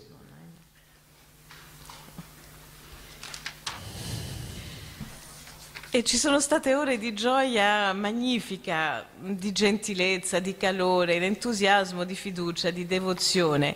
E i nostri amici indiani che accompagnano Sri Tathata dicono che veramente da nessun'altra parte è stata così forte questa condivisione, questo senso di unità, e che loro ne sono stati commossi, e che c'è stata e c'è ancora veramente il senso della possibilità di costruire insieme qualcosa di nuovo nel mondo, e che di questo bisogna parlare di più, di questa proprio cosa bella che c'è in Italia, e che appunto da quel momento in poi si ripete. And at least a few of that group is still sitting here, but they are sitting silently. At that they were jumping to this level. Si ripete e si ripete ogni anno, appunto da 7-8 anni, e alcune delle persone che c'erano allora ci sono ancora, ma adesso stanno ferme, quiete. All'inizio saltavano su per aria, dimostravano un entusiasmo rumoroso. And we were a little frightened, in fact, because we afraid whether the stage will collapse. I nostri amici indiani erano un tantinello preoccupati perché si domandavano se il palcoscenico avrebbe retto. So Shita says that it is not just the case of our early people. So still it is there, because whenever we are interacted, you are interacted, Shita can see the same spirit in you. Because the same aspiration in you, this same seeking for the truth in you. So that is the cause of this tie, this collaboration. E anche se le persone, c'è stato un rinnovamento delle persone, alcune sono rimaste, altre sono andate, ma quello che non è cambiato è proprio questa atmosfera, questa intensità di aspirazione, di spirito di ricerca, di buona volontà. Questo Sri Tathata lo ritrova sempre uguale in Italia. ഈ തുടർച്ച മുൻകാലത്തും ഇതേപോലെ തുടർച്ച നടന്ന ആ സ്മൃതികളാണ് നിങ്ങളെ എല്ലാവരെയും കാണുമ്പോൾ. എനിക്ക് വാസ്തവത്തിൽ നിങ്ങളൊരു പുതിയ ആൾക്കാരായിട്ട് എൻ്റെ ദൃഷ്ടിയിൽ പെടുന്നില്ല. എത്രയോ കാലത്തെ പരിചയം. പൂർവ്വകാലത്തും ഇതേപോലെ തന്നെ ബന്ധമുളർത്തി ധർമ്മം നിങ്ങളോട് പറഞ്ഞിട്ടുണ്ട്, നിങ്ങൾ ശ്രവിച്ചിട്ടുണ്ട്. എങ്കിലും നിങ്ങൾ മറന്നുപോയി, തഥാതൻ മറന്നുപോയില്ല. അങ്ങനെ പൂർവ്വകാലത്ത് കാലങ്ങളിൽ നിങ്ങൾ ശ്രവിച്ച അതേ കാര്യങ്ങൾ തന്നെ നിങ്ങളെ വീണ്ടും ഉണർത്തിക്കൊണ്ടിരിക്കുകയാണ്. എങ്കിലും നിങ്ങൾ ശ്രദ്ധിക്കുകയാണെങ്കിൽ നിങ്ങൾക്കും ഒരു പുതിയ ആളായിട്ട് എന്നെ കാണാൻ സാധ്യമല്ല. പഴയ എത്രയോ കാലത്ത് തുടർച്ച വീണ്ടും തുടരുന്നു, ഇനിയും തുടരും. നിങ്ങളുടെ ഉയർച്ചയിൽ വളരുന്ന കാലം വരെയും തഥാതനോടൊപ്പം നിങ്ങളുണ്ടാകും, തഥാതൻ നിങ്ങളോടൊപ്പം ഉണ്ടാകും. അതിൽ യാതൊരു സംശയമില്ല. Why? Because it is not the first time we are seeing. Because it is only a repetition. Because you have been the seekers of truth always. And you met Sri Tathata before also. And he has given the sermons of truth to you even before. And you listened. And the relationship already started. And this time it is only a revival of an existent relationship. That is why this feeling. So Shita says, I cannot see you new as new, because just known already. Sometimes you will also have this feeling, memories of the past. So these memories of the past is giving us the touch of familiarity. And Sri Tathata says that because it will continue, because it is not new, it ever existed, and it will continue in the future also, until you attain to that truth of perfection. This relationship will continue, because it is a cosmic truth. It is a cosmic programming. So it will take place.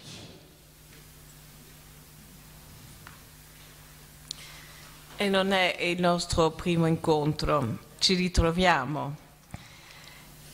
Sri Tathata ci conosce, lo abbiamo già riconosciuto, già ricercavamo la verità, già lui ci insegnava la verità, già noi lo ascoltavamo, quindi non riesce a vederci come persone nuove. E il ricordo crea questo senso di familiarità in noi.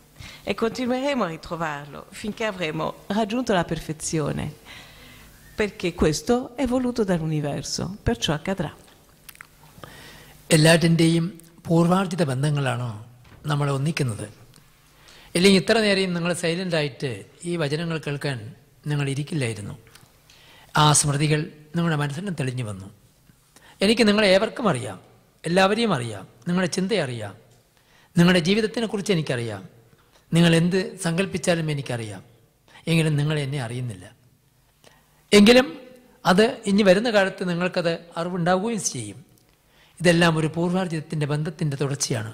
ഇത് പുതിയതല്ല. അത്രയും വലിയ മഹത്തേറിയ സന്ദേശം ഭാരതനാട്ടിൽ വന്ന് നിങ്ങൾ ശ്രവിക്കുന്നെങ്കിൽ തഥാതൻ്റെ മക്കൾ തന്നെയാണ് നിങ്ങൾ, നിങ്ങളുടെ തന്നെയാണ് തഥാതൻ, വേറെ ആരുടെയുമല്ല. അതുകൊണ്ട് തീർച്ചയായിട്ടും അത് നിങ്ങളുടെ വളർച്ചയ്ക്കും ലോകത്തിൻ്റെ മംഗളത്തിനും അത് സഹായകമാകും. അതിൽ ഒരിക്കലും സംശയമില്ല. So Sri Tathata is not saying the pleasing things, but he is saying the truth, even if it is hard, but saying the truth. Even then, still then, you are listening. So why? Because of this connection. Because you feel some sort of love or connection with Sri Tathata. You may not be able to understand why, what is the reason behind that. But from his side, he can see it. Because who are you, and who were you before, and what is taking place in you, and how your mind works, and what is the future. So from his side you can see, he can see. Maybe in future you can also understand better and see it by yourself. Because everything is a repetition with progress. So it is not the same as past. Repetition with progress.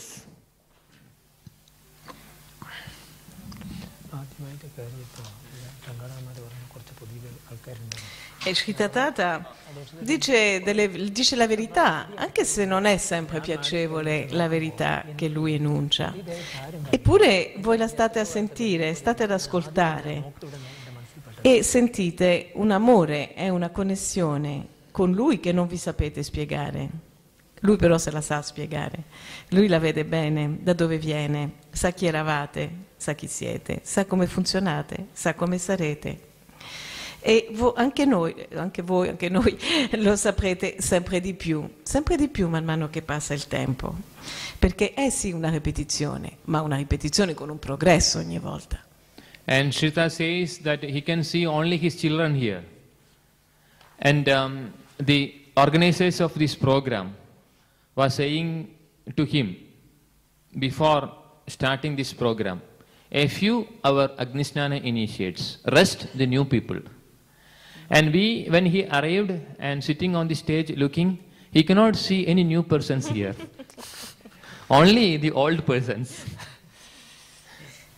Qui ci sono solo figli di Sri Tathata. E quando le persone che hanno organizzato l'incontro, Sri Tathata ha chiesto chi ci sarebbe stato, loro hanno detto alcuni iniziati soltanto e il resto persone nuove. Ma non è vero, Sri Tathata non ne vede di persone nuove, poiché le conosce tutte. അങ്ങനെ പൂർവ്വകാലത്തിൽ ബന്ധപ്പെട്ട് ധർമ്മത്തെ കേട്ടവരാണ് നിങ്ങളേവരും. നിങ്ങളുടെ ആത്മാവ് നിങ്ങളുടെ മനസ്സിൽ അത് പ്രതിഫലിക്കുന്നുണ്ടാകാം. നിങ്ങൾ ഈ മഹാസത്യത്തെയും ധർമ്മത്തെയും ഉണർന്ന് ഒരു പുതിയ ജീവിതം നിങ്ങൾ കാഴ്ചവെക്കുന്നത് നിങ്ങളുടെ ജീവിതത്തിന് മാത്രമല്ല, നമ്മുടെ നാട്ടിൻ്റെയും സമുദായത്തിൻ്റെയും പരമ്പരകളുടെയും ശ്രേയസ് തന്നെയാണ്. അല്ലാതെ നിങ്ങളൊരു ആധ്യാത്മ്യം കേൾക്കാൻ വന്നതല്ല.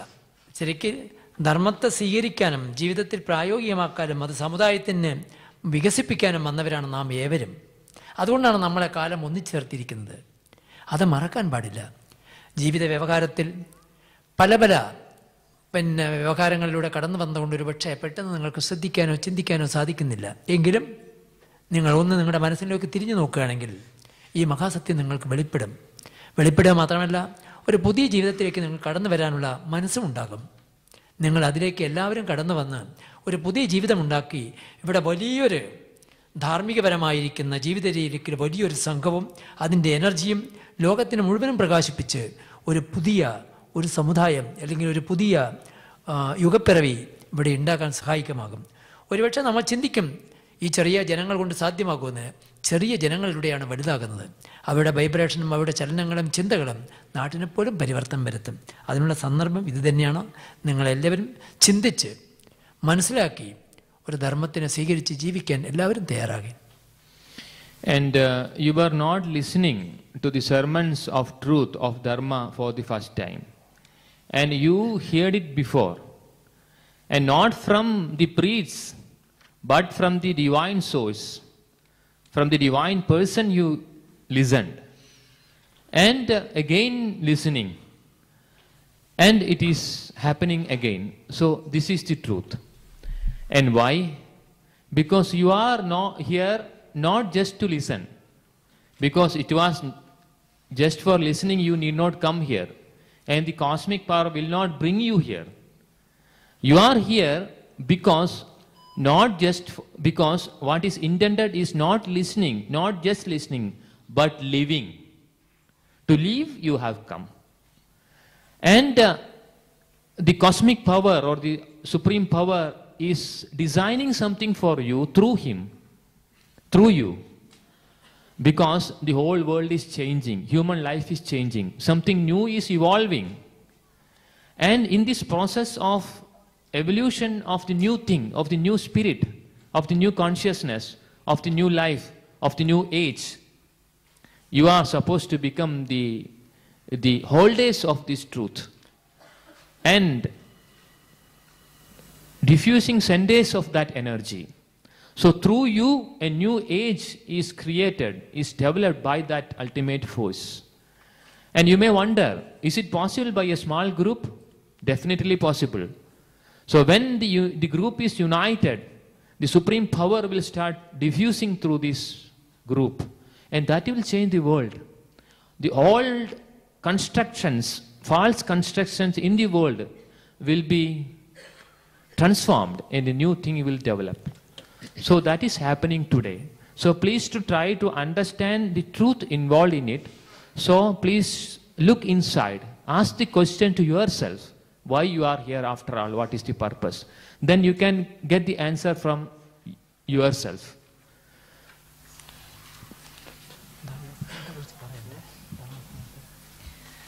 Insegnamenti sulla verità non è la prima volta che li ascoltate, non dai sacerdoti, ma dalla fonte divina, dalla fonte stessa che avevate già ascoltato e che stiate ascoltando in questo momento di nuovo. Ma se fosse solo per ascoltare, l'energia universale non vi avrebbe portato qui. Siete qui per viverlo. L'energia suprema sta disegnando qualcosa per noi attraverso lui. Il disegno è che noi diventiamo portatori della nuova coscienza per costruire una nuova era, diffondere nuovi valori. E la forza suprema ci dà incarico di farlo. Ma direte, un gruppo così piccolo può riuscirci veramente? Sì, purché unito. Se lo siamo, le strutture vecchie crolleranno e il nuovo nascerà. Allora questa domanda, perché sono venuto qui? Ponetevela stasera nel silenzio, ponetevela dentro e rispondetevi da voi.